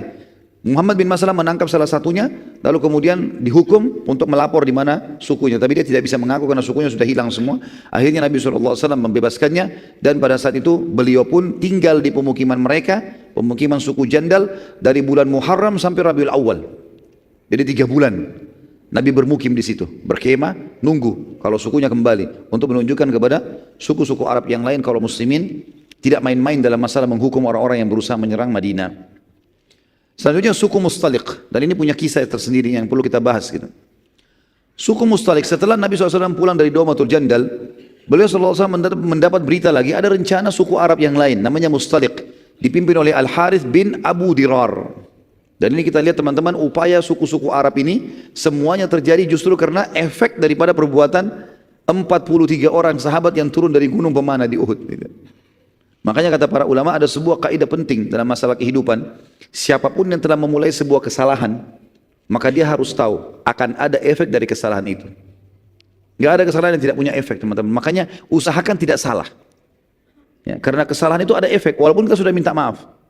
Misal antum siram air ke badan orang, kita minta maaf, efeknya ada, bajunya basah, dan dia bisa mengenang itu seumur hidupnya. Masalahnya di situ. Makanya kasus sahabat yang turun dari bukit pemanah 43 orang yang kita ceritakan panjang lebar tadi pagi, itu teman-teman sekalian, mungkin pada saat mereka pulang ke Madinah kita sudah jelaskan kan, Allah turunkan Al-Quran memaafkan mereka. Tapi permasalahannya efek dari perbuatan mereka ini panjang. Ternyata banyak suku-suku yang akhirnya mau menyerang Madinah, efeknya itu. Dan akhirnya muslimin tersibukkan untuk menghadapi musuh-musuh ini yang tadinya sebenarnya tidak perlu. Di awal peperangan mereka sudah menang. Dan kita sudah jelaskan juga tadi pagi bagaimana ayat Al-Quran menceritakan kepada kita dengan sangat jelas, kalau seandainya mereka bersabar sebentar saja, tidak usah turun pemanah, udah menang. Udah selesai karena Quraisy sudah lari. Gitu kan. Pemimpin suku Mustalik ini bernama Al-Harith bin Abu Dirar. Al-Harith bin Abu Dirar. Nabi SAW mengirim ke sana, mengutus Buraidah bin Al-Husayb. Buraidah sahabat Nabi radhiyallahu anhu. Buraidah bin Al-Husayb Al-Aslami. Buraidah bin Al-Husayb Al-Aslami memata-matai mereka, dan akhirnya Nabi SAW membentuk pasukan yang dipimpin langsung oleh beliau, dan ini dikatakan Ghazwat Bani Mustalik. Karena pernah saya jelaskan teman-teman juga di beberapa peperangan Nabi SAW sebelumnya, kalau peperangan yang Nabi pimpin langsung namanya Ghazwah. Seperti Ghazwat Badr, Ghazwat Uhud, Ghazwat Bani Mustalik. Kalau yang Nabi tidak pimpin, kalau pasukan besar, ratusan jumlahnya, ribuan, maka dinamakan Ma'rakah. Kalau kecil namanya Sariyah. Nah, ini ada nama-nama di dalam buku-buku sejarah Nabi SAW. Akhirnya Buraidah membawa berita bahwasanya Bani Mustalik sudah siap-siap mau menyerang, lalu Nabi SAW membentuk pasukan dan beliau pimpin sendiri. Nabi SAW memberi panji muhajirin kepada Abu Bakar radhiyallahu anhu, dan ini sekaligus juga membantah sebagian orang mengatakan Abu Bakar itu tidak diamanahkan oleh Nabi, gitu kan. Padahal Abu Bakar berapa kali dikirim oleh Nabi peperang, memimpin peperangan, termasuk di Bani Mustalik dia yang pegang panjinya, yang pegang bendera. Dan kita sudah tahu di perang Uhud kita jelaskan, yang pegang bendera berarti sangat terancam, karena kalau bendera jatuh berarti pasukan kalah. Harus orang yang paling dianggap dipercaya, kuat, punya keterampilan perang, dan seterusnya, punya jiwa yang besar. Dan panji orang-orang Ansar diberikan kepada Sa'ad bin Ubadah radhiyallahu anhu ajma'in. Sempat terjadi saling panah pada saat itu, ya, tapi Bani Mustalik kaget karena diserang tiba-tiba oleh Nabi SAW. Akhirnya mereka kalah. Ya, mereka menyerah. Dan seluruh Bani Mustalik jadi tawanan. Kita fokus ke satu orang tawanan yang mulia, tawanan ini. Seorang wanita namanya Juwairiyah. Juwairiyah binti Al-Harith. Tadi ini pimpinan suku Mustalik namanya Al-Harith kan? Ini anaknya, jadi anak raja gitu. Tertawan. Dan waktu dibawa ke arah Nabi SAW, Nabi SAW mengatakan, pada saat itu sebenarnya ada dua riwayat ya. Riwayat yang pertama itu menjelaskan kepada kita kalau Juwairiyah ingin menebus dirinya. Waktu dia jadi tawanan, dia ingin menebus dirinya, tapi semua hartanya sudah jadi ghanimah, nggak bisa lagi dia pakai. Maka dia minta kepada muslimin untuk diantar ke Nabi SAW, dan dia mau izin. Dia mau izin agar Nabi SAW menghutangkan dia supaya dia bisa bebas. Jangan jadi tawanan, jangan jadi budak. Maka waktu dia datang ke kemah Nabi SAW, waktu itu Nabi sedang membawa istrinya Aisyah radhiyallahu anha. Waktu dibuka kemah, Aisyah mengatakan, waktu saya melihat Juwairiyah saya sudah tahu. Ini nanti kemungkinan bisa menjadi istri Nabi SAW, gitu kan? Maka dia mengatakan, di mana Rasulullah? Kata Aisyah, kenapa? Dia bilang, saya ingin menebus diri saya. Kata Aisyah, silahkan masuk. Masuklah dalam kemah setelah izin dengan Nabi SAW. Lalu Nabi SAW waktu melihat Juwairiyah mengatakan, siapa kamu? Dia bilang, saya Juwairiyah binti Harith, anaknya Raja Mustalik ini, suku Mustalik. Kata Nabi SAW, bagaimana kalau saya tawarkan kepada kamu masuk Islam? Dan dengan itu, saya akan bebaskan kamu dari tawanan dan kau pun akan saya nikahi. Maka kata Juwairiyah, tentu saja, saya menerima tawaran itu. Maka beliau pun syahadat di hadapan Nabi SAW dan di hadapan Aisyah radhiyallahu anha. Setelah masuk Islam, maka tersebarlah berita Nabi SAW mengundang sahabat hadir di pernikahan beliau di kemah, gitu kan? Maka semua sahabat datang pada saat itu. Mereka dihidangkan kurma, dihidangkan segala macam dalam pernikahan tersebut. Dan Aisyah radhiyallahu anha ada di situ. Nanti kan kita titik beratkan sini teman-teman, karena banyak orang subhanallah dan sayang sekali, bahkan banyak di kalangan para dai. Mereka tidak sadar mereka sedang merusak citranya Aisyah radhiyallahu anha. Mereka mengatakan Aisyah itu pencemburu, gitu kan? Baik, Aisyah memang cemburu, tapi ingat teman-teman sekalian, hukum syar'i yang kita ambil sebagai hukum bukan kasus kejadiannya, tapi kasus penentuan hukum dari Nabi. Itu yang perlu kita garis bawahi. Waktu Aisyah cemburu kepada Khadijah, yang dia bilang, ya Rasulullah, kenapa anda tetap masih mengingat-ingat perempuan yang sudah keriput, yang sudah tua, yang sudah masuk ke dalam tanah, gitu kan? Sementara Allah sudah ganti kepada anda orang yang lebih baik, maksudnya dia, Aisyah, sama dari Quraisy tapi lebih muda dan masih hidup, gitu lah. Apa kata Nabi? Ini kan perkataan Aisyah karena cemburu ya. Apa kata Nabi SAW? Wahai Aisyah, kau telah mengucapkan kalimat yang kalau dimasukkan ke air lautan, rusak tuh air lautan. Aisyah saking besarnya dosamu. Maka Aisyah pun meminta maaf dan beristighfar kepada Allah. Permasalahannya di sini adalah hukum syar'inya. Waktu Nabi menegur Aisyah, itu hukum syar'i teman-teman. Bukan cemburunya Aisyah ini. Bisa ditangkap ya? Kita boleh menyebutkan sebagai kisah, tapi jangan Aisyah yang disorotin radhiyallahu anha. Ini berarti memojokkan istri Nabi SAW. Jadi perilaku beliau bukan sebagai sebuah hukum, tapi hukum adalah yang diterapkan oleh Nabi SAW. Dan ini sudah saya jelaskan di beberapa pertemuan tentang manajemen rumah tangga Islami di YouTube, tentang beberapa riwayat berhubungan dengan masalah cemburunya Aisyah radhiyallahu anha. Dan kita lihat dalam riwayat ini sahih, riwayat Bukhari, Aisyah tidak cemburu teman-teman sekalian di sini. Bahkan di depan matanya Aisyah radhiyallahu anha, Nabi SAW menikahi Juwairiyah.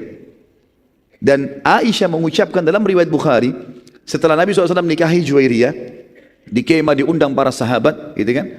Maka seluruh sahabat berkata, ya Rasulullah, sebagai penghormatan terhadap pernikahan anda ini, kami bebaskan tawanan-tawanan kami. Maka satu suku semua dibebaskan. Aisyah yang meriwayatkan radhiyallahu anha riwayat Bukhari mengatakan, tidak ada wanita yang lebih mulia, ya, dan juga berjasa kepada kaumnya dibandingkan Juwairiyah binti Al-Harith. Karena dengan menikahnya dia dengan Nabi SAW, maka sukunya semua bebas dari tawanan. Perhatikan riwayat ini teman-teman, bobotnya tinggi sekali. Seorang istri Nabi SAW yang selama ini cuma selalu dikenang cemburunya, ternyata di sini beliau meriwayatkan tentang pernikahan Nabi SAW. Bahkan kita temukan riwayat-riwayat yang menyebutkan tentang masalah mahar Nabi SAW dalam pernikahan, itu diriwayatkan oleh Aisyah radhiyallahu anha. Jadi di sini harus diperbaikin, harus betul-betul pada tempatnya. Sekali lagi, boleh kita sebutkan kisahnya, tapi jangan jadi tolok ukur hukum itu cemburunya, tapi hukum yang diterapkan oleh baginda Nabi sallallahu alaihi wasallam. Dan pada saat itu Aisyah pun radhiyallahu anha, dalam buku-buku sejarah disebutkan, jalan menuju ke Madinah, untanya bersebelahan dengan untanya Juwairiyah. Dan Aisyah menceritakan tentang hal-hal yang disukai dan tidak disukai oleh Nabi sallallahu alaihi wasallam. Sebagai istri sama-sama dia sampaikan, begini loh Rasulullah suka begini, Rasulullah tidak suka begini. Lihat bagaimana Aisyah radhiyallahu anha di sini bukan masalah cemburunya, malah Aisyah di sini mengingatkan madunya, begini loh istri suami kita. Ini sebuah pelajaran yang penting sekali. Jadi jangan selalu teman-teman hal-hal yang buruk saja yang tahu dikenang dan akhirnya salah dalam penyampaian. Ada kejadian penting namanya kejadian kisah ifk, fitnah, perzinahan Aisyah pada saat pulang dari Bani Mustalik ini. Waktu pasukan lagi istirahat teman-teman sekalian, turunlah Aisyah dari gerandahnya. Jadi biasanya tradisi pasukan muslimin, istri-istri Nabi kalau dibawa, kadang-kadang Nabi bawa 2 orang, kadang-kadang Nabi bawa 1, tapi yang jelas setiap perjalanan Nabi selalu bawa istrinya. Siapa yang Nabi ajak, maka itu yang diajak pergi gitu. Pernah Nabi SAW ajak Aisyah dengan Hafsah berdua, sampai Aisyah mengatakan, saya baru mengetahui ternyata khidmah saya, pelayanan saya terhadap Nabi, ya kurang setelah saya lihat bagaimana Hafsah melayani Nabi SAW. Seperti itulah. Yang jelas setiap unta yang dipakai oleh setiap istri Nabi yang ada itu ditaruh di geranda, dan geranda ini bisa ditaruh di atas unta atau dipikul oleh 4 orang sahabat. Kebetulan waktu perang Bani Mustalik itu dipikul oleh sahabat, gerandanya dipikul oleh sahabat, gitu kan. Kemudian Aisyah karena badannya agak kecil, dia katakan dalam riwayat, maka beliau radhiyallahu anha turun dan mengatakan dalam hadis Bukhari, pada saat pasukan lagi istirahat aku punya hajat, ya, pergi ke padang pasir menunaikan hajatnya, mungkin buang air kecil dan seterusnya. Yang jelas saya pergi ke sana.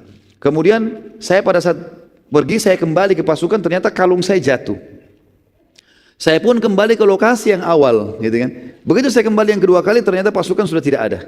Jadi Nabi SAW suruh pasukan berjalan, bergerak. Sahabat-sahabat yang mikul geranda Aisyah kira Aisyah ada di dalam karena ringan, nggak tahu kalau ini sudah pergi gitu. Apalagi tadi waktu sudah pergi balik lagi sudah kelihatan. Pergi yang kedua sahabat tidak perhatikan. Ringkas cerita, pergilah pasukan ini. Kata Aisyah, aku pun tidak menemukan pasukan, dan pada saat aku sedang duduk di atas sebuah batu membuka cadar, ya, Aisyah menunggu pasukan ada nggak yang datang. Ada satu orang sahabat Nabi yang mulia namanya Safwan radhiyallahu anhu. Safwan ini sahabat yang dikenal sekali dengan kesolehannya, dengan kebaikan akhlaknya dan amanahnya. Sampai Nabi SAW meletakkan Safwan di ujung pasukan. Setiap pasukan jalan, selalu Safwan paling belakang. Tunggu pasukan sudah hilang, udah nggak kelihatan baru dia jalan lagi. Nanti kalau ada pedang jatuh dia yang pungut, ada perisai dia yang pungut, ada kendi dia yang ambil. Tugasnya itu karena diamanahkan. Safwan lihat di lokasi istirahatnya pasukan tadi ada perempuan, dan kata Aisyah radhiyallahu anha dalam hadis ini, Safwan mengenal wajahku sebelum turun ayat hijab. Tahu kalau ini Aisyah, gitu. Maka aku pun menutup, ya, hijab. Aisyah waktu ada Safwan menutup, dan Safwan pun tidak melihatnya, tapi dia mengenalku sebelum aku pakai hijab, dia tahu. Maka Safwan hanya mengucapkan kalimat istirja, inna lillahi wa inna ilaihi raji'un. Pada saat itu pun, ya, Safwan mendekatkan untanya kepadaku dan memberiku kesempatan untuk naik, dan ia pun pergi menjauh dariku. Jadi unta didudukkan, diikat talinya. Biasanya unta kalau sudah duduk itu diikat talinya, dia tenang. Kemudian dibiarkan Aisyah radhiyallahu anha naik ke unta, sementara Safwan pergi jauh supaya tidak melihat aurat. Ini menandakan akhlak yang mulia dari sahabat yang mulia ini. Setelah diberikan kesempatan naik, Aisyah sudah di atas unta, barulah Safwan datang tanpa melihat sama sekali, menarik kembali tali unta, kemudian jalan. Pada saat itu kata Aisyah, sepanjang jalan tidak pernah ada terucapkan satu kalimat pun dariku atau dari Safwan. Gak pernah Safwan bilang, kenapa kau terlambat, kenapa kau tidak pergi, ditanya bagaimana, tidak ada sama sekali kalimat. Juga Safwan, Aisyah sendiri tidak pernah tanya, gak pernah bilang terima kasih, gak ngomong apa-apa nih. Di atas unta istri Nabi SAW, Safwan tarik tali untanya dari bawah, jalan. Pada saat teman-teman sekalian lagi berjalan seperti itu, ternyata saat kami tiba di pasukan, sudah mau tiba, pasukan rupanya sebelum tiba di Madinah, istirahat lagi. Pada saat itu teman-teman sekalian, lagi siang bolong ini. Pasukan istirahat, Aisyah datang dengan Safwan. Waktu melihat kejadian tersebut, kebetulan di dalam pasukan ada ikut Abdullah bin Abi Salul, pimpinan munafik. Dia lihat Aisyah sama Safwan, kesempatan sebarin fitnah. Maka dia mengatakan, mana bisa seorang wanita dengan seorang pria bersama-sama lalu tidak terjadi. Tapi dia kasih mubham, tidak terlalu jelas, tidak terjadi. Dia enggak bilang zina. Dia tahu kalau dia bilang zina tuduhan, dia akan dihukum. Maka tersebar ini seperti virus di pasukan muslimin. Ini gosip ini luar biasa. Kalau Aisyah berzina sama Safwan, tersebar berita begitu. Aisyah mengatakan radhiyallahu anha, saya pada saat masuk, tiba di pasukan, tidak berpikir apa-apa karena memang tidak buat apa-apa. Unta diturunkan oleh Safwan, didudukkan, saya turun lalu saya masuk ke dalam kemah bersama Nabi sallallahu alaihi wasallam, gitu kan. Ini sudah tersebar berita nih. Maka pada saat itu teman-teman sekalian, pasukan waktu sudah mau masuk ke Madinah, gitu kan, tersebar berita. Kalau begini dan begitu. Ini Abdullah bin Abi Salul yang saya bilang dalam riwayat dikatakan namanya juga Ubaidillah. Khilaf di antara ahli sejarah tentang namanya. Dia punya anak laki-laki namanya Abdullah juga. Jadi kalau saya bahasakan, kalau kita pakai riwayat Abdullah sama Abdullah, si ayah Abdullah munafik, si anak Abdullah mukmin. Ya. Jadi ada dua Abdullah, ayah dan anak. Ayahnya munafik, anaknya mukmin. Ya. Si Abdullah mukmin ini datang kepada, jadi Nabi SAW waktu dengar isu ini, beliau menyuruh pasukan jalan tidak berhenti. Selama 3 hari 3 malam teman-teman sekalian pasukan jalan terus. Gosip tentang Aisyah berzina sudah tersebar. Nabi SAW tidak nanya kepada Aisyah, pasukan disuruh jalan. 3 hari 3 malam. Mereka sholat pun ya berhenti sholat langsung jalan. Makan di atas unta, nggak ada istirahat. Kalau sudah malam sekali baru Nabi suruh istirahat. Habis sholat subuh jalan lagi. Selama 3 hari. Tujuannya adalah supaya isu ini tidak nyakin masalah. Kalau istirahat sebentar, duduk ngobrol-ngobrol, makin nyebar nih. Rupanya waktu sudah dekat pintu Madinah, gitu kan? Nabi SAW pada saat itu teman-teman sekalian, sempat didatangi oleh seorang sahabat. Kalau tidak salah Zubair bin Awam, dia mengatakan, ya Rasulullah, kenapa anda begitu cepat jalan? Kenapa anda tidak istirahat? Kata Nabi SAW, belum sampai padamu apa yang disebutkan oleh Abdullah. Dia bilang, kenapa ya Rasulullah? Dia mengatakan begini dan begitu tentang keluargaku. Pintu gerbang Madinah sudah dekat. Gitu kan. Maka Zubair balik ke belakang. Rupanya Zubair sampaikan. Salah satu yang mendengar berita ini Abdullah, anaknya si munafik ini. Abdullah ayah munafik, Abdullah si anak mukmin. Abdullah mukmin dengar. Lalu dia datang kepada Nabi SAW, ya Rasulullah, sudah sampai ke telinga saya apa yang ayah saya lakukan. Kata si Abdullah mukmin, kalau anda mau membunuh ayah saya, jangan suruh orang lain. Biar saya yang bunuh ya Rasulullah. Nah ya, ada alasannya dia bilang.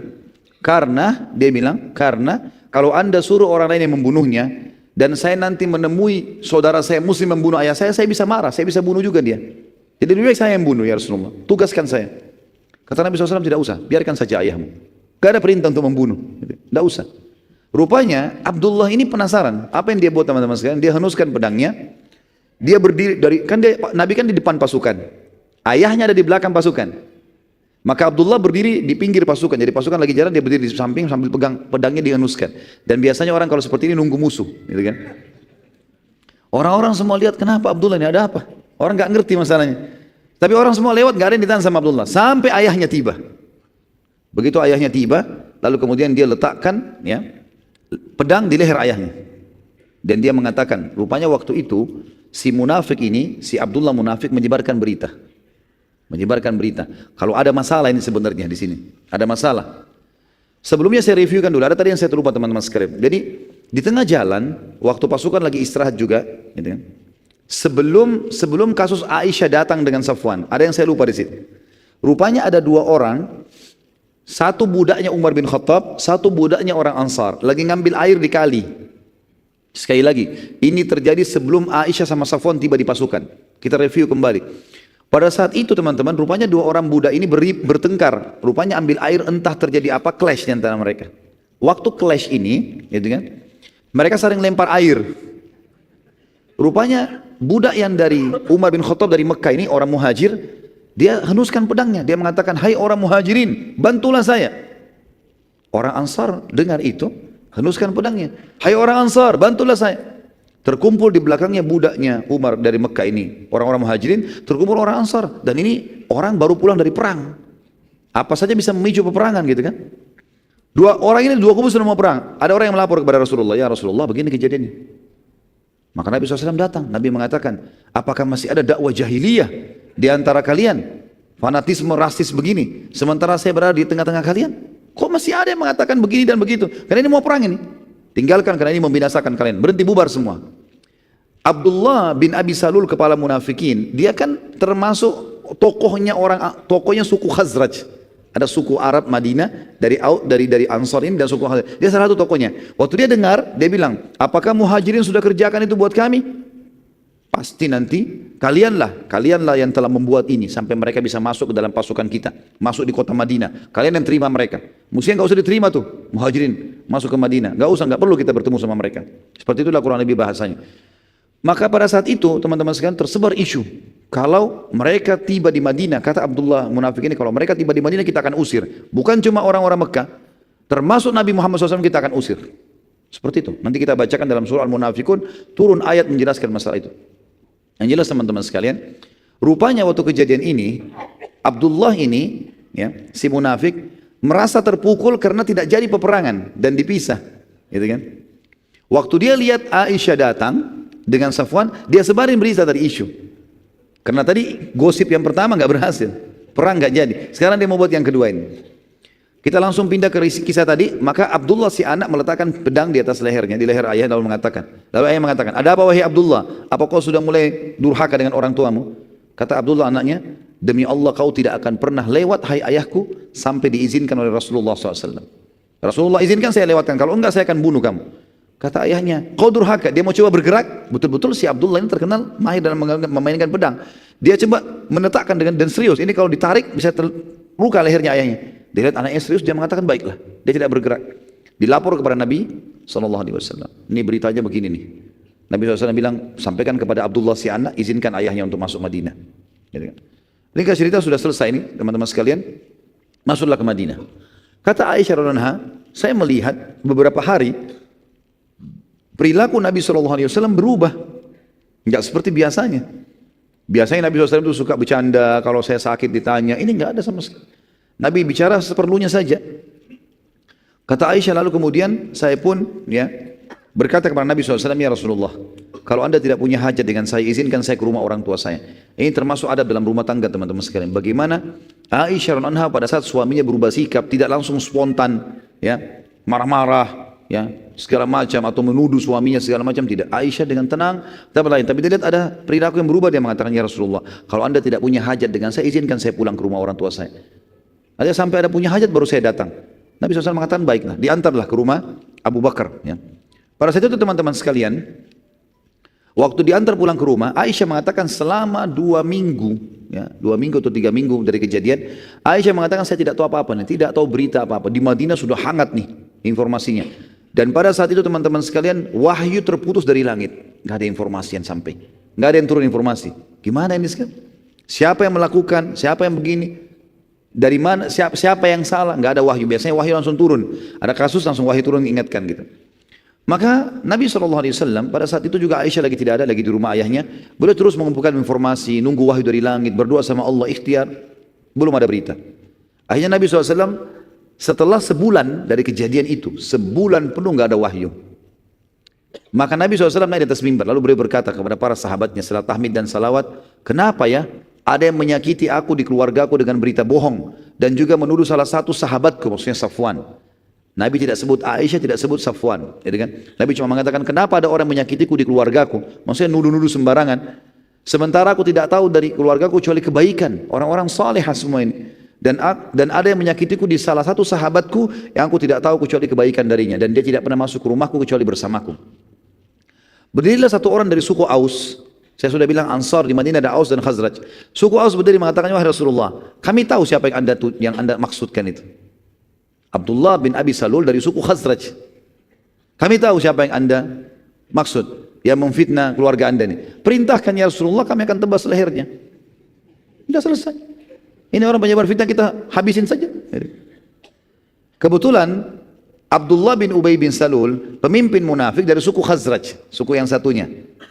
Dan Aus dan Khazraj dulu sebelum Islam sering berperang. Sering berperang. Maka berdiri Sa'ad ibn Ubadah, kebetulan Sa'ad ibn Ubadah dari suku Khazraj. Lalu dia berdiri, dia mengatakan, dia tunjuk orang Aus tadi, sahabat dari Aus. Demi Allah kau tidak katakan itu kecuali karena kau tahu dia dari suku kami. Kita sama-sama tahu siapa yang buat salah ini. Tapi kau ucapkan itu mau nebas lehernya karena kau tahu dari suku kami. Kalau dari sukumu kau pasti akan diam. Jadi sahabat mulai ribut nih. Berdiri lagi dari Aus, pemimpinnya namanya Usaid bin Khudair, sahabat Nabi yang mulia yang kalau baca Quran sampai malaikat datang mendengarkan bacaannya. Dia berdiri mengatakan, ya Rasulullah, dia mengatakan, demi Allah kau munafik, ditunjuk Sa'ad bin Ubadah. Ini dua-dua sahabat yang mulia ini. Kau yang munafik, karena kau membela dia, membela maksudnya si Ubaidillah.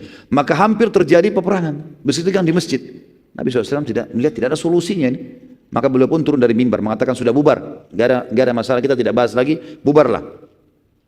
Akhirnya Nabi SAW mengambil sebuah keputusan mutlak. Beliau akhirnya mendatangi rumah Abu Bakar setelah sebulan kejadian ini. Nah sebelum Nabi SAW datang ke rumah, kurang lebih 3-4 hari sebelumnya, Aisyah mengatakan, saya pernah punya hajat mau keluar rumah. Zaman dulu orang tidak ada WC di rumah, tidak ada kamar mandi, mereka ke padang pasir. Waktu saya mau keluar hajat, ada WC umum untuk perempuan, ada buat laki-laki. Saya mau ke tempat umum, ternyata ibunya Muslih bin Abi Muslih, sepupunya Abu Bakar yang tadi kita ceritakan diputuskan nafkahnya itu lewat Dan dia tahu kalau anaknya ini muslim yang menyebarkan isu, yang menyebarkan berita yang tentang fitnahnya Aisyah. Maka ibunya Muslim gemetar lewat di sebelahnya Aisyah. Aisyah sambil santai jalan. Kemudian tiba-tiba pada saat dia keinjak kain bajunya, ibunya Muslim, pas dia mau jatuh dia mengatakan, habislah hidupnya Muslim. Seperti itulah bahasanya. Kata Aisyah, kenapa anda mendoakan anak anda buruk? Kata ibunya Muslim, apa anda tidak tahu hai Aisyah, apa yang Muslim sudah katakan tentang anda? Kata Aisyah, tidak, saya enggak tahu sama sekali. Saya enggak ngerti apa-apa. Akhirnya ibunya Muslim ceritakan, telah tersebar berita waktu kau diunta sama Safwan, kau datang di pasukan, katanya kau berzina dan. Panjang lebar diceritain ini. Kata Aisyah, pada saat itu hajat saya hilang. Udah enggak ada keinginan lagi mau ke WC, mau kan enggak ada lagi. Karena selama ini enggak tahu beritanya kan, enggak tahu. Dia bilang saya pun pulang ke rumah, yang saya kerjakan cuma menangis. Selama berapa hari itu menangis. Terus, udah enggak bisa ngomong apa-apa. Terasa tulang-tulang saya lemah, saya terasa jadi fitnah besar ya gitu. Maka sampai datanglah Nabi SAW ke rumah Aisyah setelah mengumpulkan dari sahabat di masjid. Lalu setelah ketemu Abu Bakar, ketemu dengan mertua istri Abu Bakar, mertua beliau SAW, beliau datang kepada Aisyah sambil mengatakan kalimat santun, wahai Aisyah, kalau seandainya benar kau melakukannya, ya sampai kau betul-betul melakukan itu perbuatan yang haram itu, bertobatlah kepada Allah, karena Allah Maha Pengampun. Karena Nabi SAW tidak punya informasi. Tapi kalau kau tidak lakukan, maka pastikan kau akan diselamatkan oleh Allah dari langit. Aisyah bilang, tiba-tiba tuh saya dengar Rasulullah SAW bilang itu, kekuatan saya muncul, tiba-tiba saya duduk, mengatakannya Rasulullah, anda pun terpengaruh dengan gosip itu. Berita itu juga membuat anda terpengaruh. Nabi SAW diam, karena tidak ada wahyu. Nabi kan juga bukan menuduh, Nabi bilang, kalau kau salah, taubat. Kalau tidak, yakinlah Allah akan tolong. Bijaksana sekali. Maka Aisyah mengatakan, saya menghadap ke ayah saya lalu berkata, hai ayahku, jawab Rasulullah SAW. Jangan diam, beritahukan. Kata Abu Bakar apa? Saya tidak tahu saya harus jawab apa anakku. Mau bilang apa saya nggak tahu. Kalau Rasulullah aja tidak tahu apalagi saya. Aisyah, bayangkan kalau di posisi kita pada saat kita di situ bagaimana itu? Suaminya Rasulullah sendiri yang biasa dapat wahyu dari langit belum dapat wahyu. Orang satu Madinah sudah fitnahin dia. Abu Bakar pun tidak bisa bela. Tinggal ibunya, wahai ibuku, jawab Rasulullah SAW. Kata ibunya, saya juga tidak tahu harus jawab apa. Saya tidak tahu harus jawab apa Rasulullah SAW. Kata Aisyah pada saat itu, betul-betul saya merasa tidak ada penolong saya lagi. Dan saya merasa seluruh tulang-tulang saya kemudian mulai melemah kembali. Lalu dia bilang, demi Allah ya Rasulullah, aku tidak akan taubat karena aku tidak melakukannya. Gitu kan. Dan aku hanya akan mengucapkan, saking bingungnya Aisyah, sampai dia lupa namanya Nabi Ya'qub alaihissalam. Kan Nabi Ya'qub alaihissalam waktu Yusuf hilang, dia mengatakan dalam ayat innama ashku bathi wa huzni ilallah, saya keluhkan kesedihan saya dan masalah saya kepada Allah. Aisyah mengatakan saya akan mengikuti, dia lupa namanya Nabi Ya'qub. Berapa kali diulangi sampai dia mengatakan hamba Allah yang saleh, bahwasanya saya akan keluhkan permasalahan saya kepada Allah gitu. Lalu tiba-tiba pada saat itu teman-teman sekalian terjadi keajaiban yang luar biasa. Rasulullah SAW berdiri, pergi ke sudut rumah Abu Bakar lalu kemudian duduk, dan ini tanda-tanda beliau menerima wahyu. Setelah sebulan tidak ada wahyu sama sekali. Nabi SAW duduk, Abu Bakar tahu wahyu sedang datang. Maka Abu Bakar mengambil selimut menutupi badan Nabi SAW. Sampai selesai, maka Nabi SAW mengatakan, berdiri, terimalah berita gembira wahai Aisyah. Allah telah menurunkan pembebasanmu dari langit. Turun ayat menjelaskan kalau kau tidak zina. Gitu kan? Maka Abu Bakar dengan gembira, Abu Bakar waktu itu bimbang kan? Dia bingung. Waktu Nabi SAW masuk pertama di rumah, dia takut jangan sampai anaknya betul-betul, waktu turun wahyu, Abu Bakar bilang saya takut jangan sampai ayat betul-betul membenarkan itu terjadi. Jadi bimbang sebagai seorang ayah, terjadi atau enggak nih. Maka waktu Nabi sampaikan, kau bebas ya Aisyah, kata Abu Bakar, Alhamdulillah, wahai Aisyah, berterima kasih pada Nabi SAW. Kata Aisyah, saya tidak mau terima kasih pada Nabi. Saya akan terima kasih kepada Allah yang telah membebaskan saya. Gitu. Karena dia merasa Nabi tidak dukung dia. Gitu. Maka pada saat itu turunlah surah An-Nur.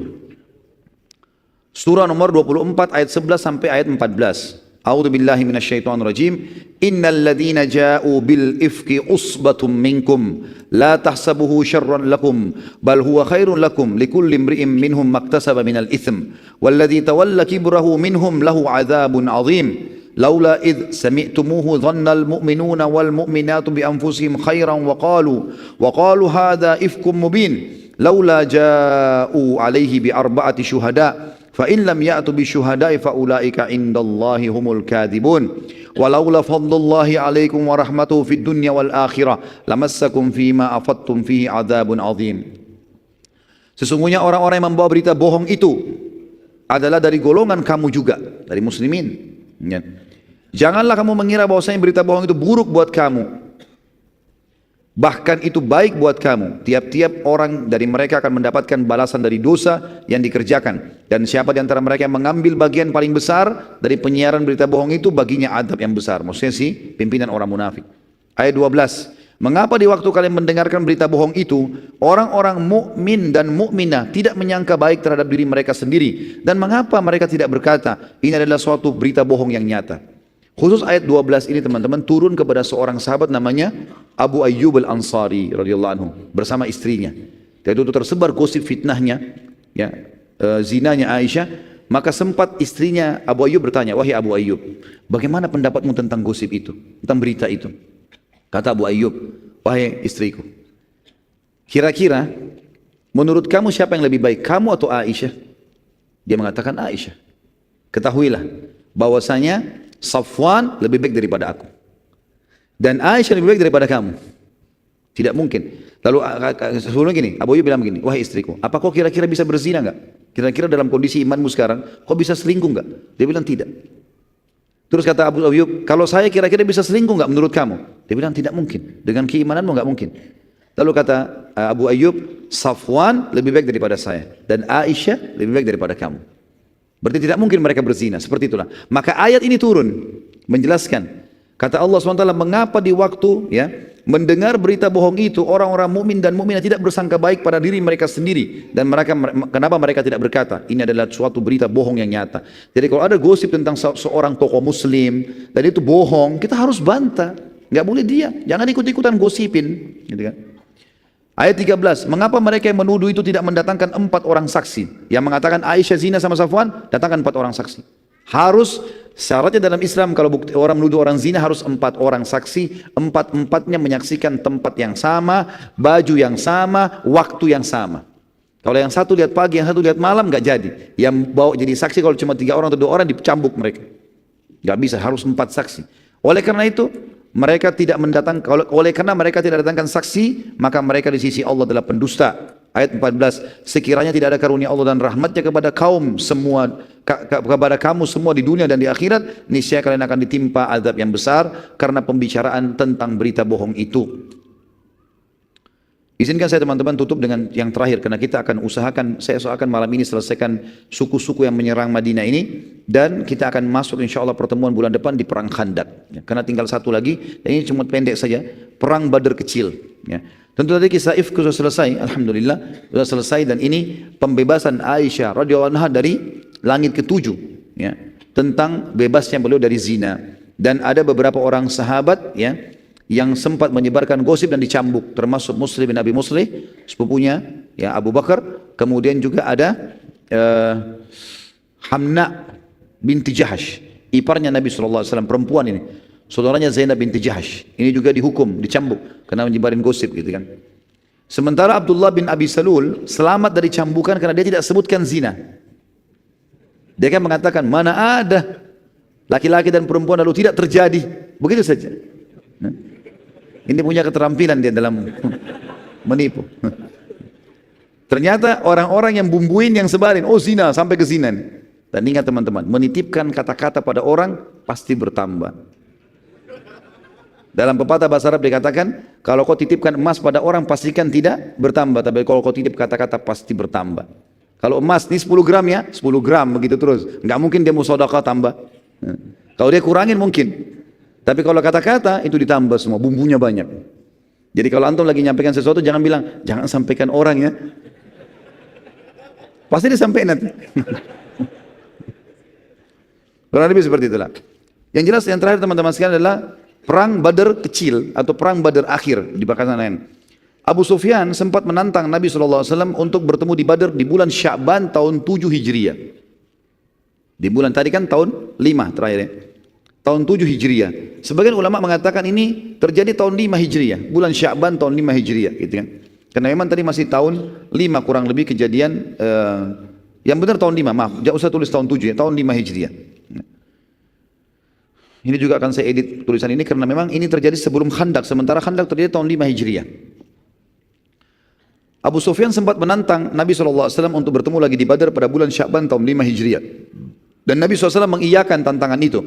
Dan Nabi SAW menepati janji, dan tepatnya bulan Sya'ban tahun 5 Hijriah, Nabi SAW berangkat dengan 1.000 personil dari muslimin menuju ke Badar.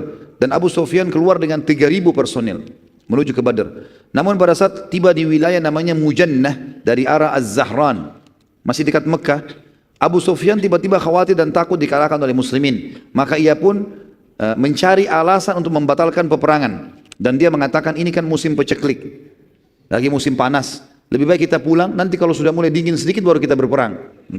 Seperti itulah. Maka mereka pun akhirnya membatalkan. Dan ternyata pasukan yang ada di Quraisy pun itu ketakutan, mereka mengiyakan. Pada saat Abu Sufyan mengatakan, ya sudah, tidak ada yang membantah satupun, mereka pun akhirnya pulang.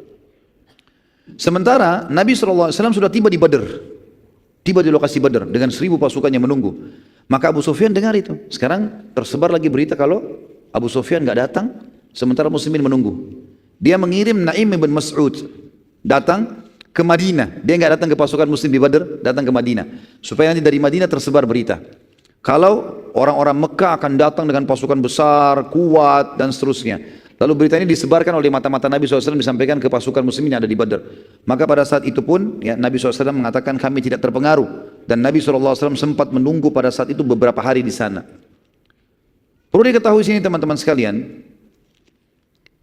pada saat itu muslimin sempat ya, mengadakan perdamaian dengan beberapa suku Arab di sekitar situ ya. Di sekitar, termasuk ada satu orang namanya Makhshi bin Amr ad-Dumri. Ini suku Dumrah. Ini kalau kita review kembali sedikit, sekitar setengah menit saja, kejadian Badr. Waktu Abu Sufyan mau lewat, ya, setiap kali kafilahnya lewat, bukan Abu Sufyan, setiap kafilah Quraisy mau lewat dan ditahan oleh Nabi awal hijrah, tahun-tahun pertama hijrah sebelum perang Badr, selalu suku ini ikut campur. Mengatakan, hai Muhammad, tidak boleh perang di wilayahku, tidak boleh perang di wilayahku. Ini orangnya nih. Namanya dia Makhshi bin Amr ad-Dumri. Dari suku Dumrah. Ya. Waktu dia lihat Nabi SAW ada di situ, ada di Badr, dan orang-orang Quraisy tidak datang, maka dia mau menunjukkan kalau dia adalah orang yang kuat, gitu kan? Maka dia mengatakan, hai Muhammad, kenapa kau harus datang ke wilayahku? Dan kenapa harus ada peperangan gitu? Kata Nabi SAW, ini adalah hak kami. Tantangan Quraisy datang, maka kami menjawabnya, gitu kan? Maka dia mengatakan, kalau begitu kau akan berhadapan denganku. Kata Nabi SAW, baiklah, kalau kau ucapkan kalimat itu, kami pasti ya, akan mencabut kesepakatan damai denganmu. Maka Nabi SAW suruh para sahabat bertakbir di pasukan. Mendengar itu, maka ternyata tiba-tiba jadi cuit nih si Makhshi. Ciut dia, nggak mau. Dia mengatakan, tidak hai Muhammad, saya tidak akan batalkan kesepakatan kita dan saya tetap saja dalam perdamaian, gitu kan.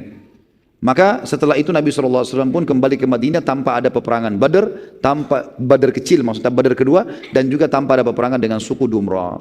Allahu a'lam. Ini akhir bahasan kita tentang upaya-upaya suku-suku Arab yang akan menyerang Madinah dan bagaimana Nabi SAW membatalkan semua itu. Dan juga kita akan masuk insya Allah pertemuan akan datang perang Khandak, ya, perang yang mulia di mana Nabi SAW diserang oleh orang-orang Jazirah Arab juga kembali menyerang, ya, dan itu akan terhenti setelah nanti pembebasan kota Mekah. Semoga saja majelis kita diberkahi oleh Sang Pencipta Allah dan dijadikan sebagai tambahan amal kita pada hari kiamat. Dan semoga saja seluruh amal yang pernah kita kerjakan dan akan kita kerjakan sampai menjelang ajal datang nanti, semuanya diterima dengan kemahamurahannya. Dan semoga semua dosa yang pernah kita kerjakan, sekecil sampai sebesar apapun, semuanya dimaafkan dengan kemahamurahannya. Dan semoga Indonesia menjadi negara yang damai, tentram, seluruh muslimin bersatu di bawah ukhuwah Islamiyah. Dan juga mereka kembali dalam ibadah kepada Al-Quran dan Sunnah. Dan semoga kita dikaruniai semuanya pemimpin muslim yang adil, kembali kepada Al-Quran dan Sunnah dalam ibadah dan dalam muamalah mereka. Dan semoga Indonesia menjadi contoh bagi negara-negara yang lain. Dan kita tidak pernah lupa mendoakan saudara kita di Palestina, di Syria, di Yaman, di Irak, di Myanmar, di Ahsa, dimanapun mereka sedang tertindas. Semoga Allah ikhlaskan niat mereka, terima para syuhada mereka, mulakan Islam di tangan mereka dan tangan kita semua. Dan semoga Allah partisipasikan kita bersama mereka di pahala, baik dengan doa, dengan harta, juga dengan jiwa kita. Dan semoga Allah dengan kemahamurahannya menyatukan kita semua di surga firdausnya tanpa hisab. Sebagaimana yang selalu kita di majlis ilmu yang mulia ini. Kalau ada benar dari Allah, kalau rasa dari saya mohon dimaafkan. Subhanakallahumma wa bihamdika asyhadu an la ilaha illa anta astaghfiruka wa atubu ilaik. Wassalamualaikum warahmatullahi wabarakatuh.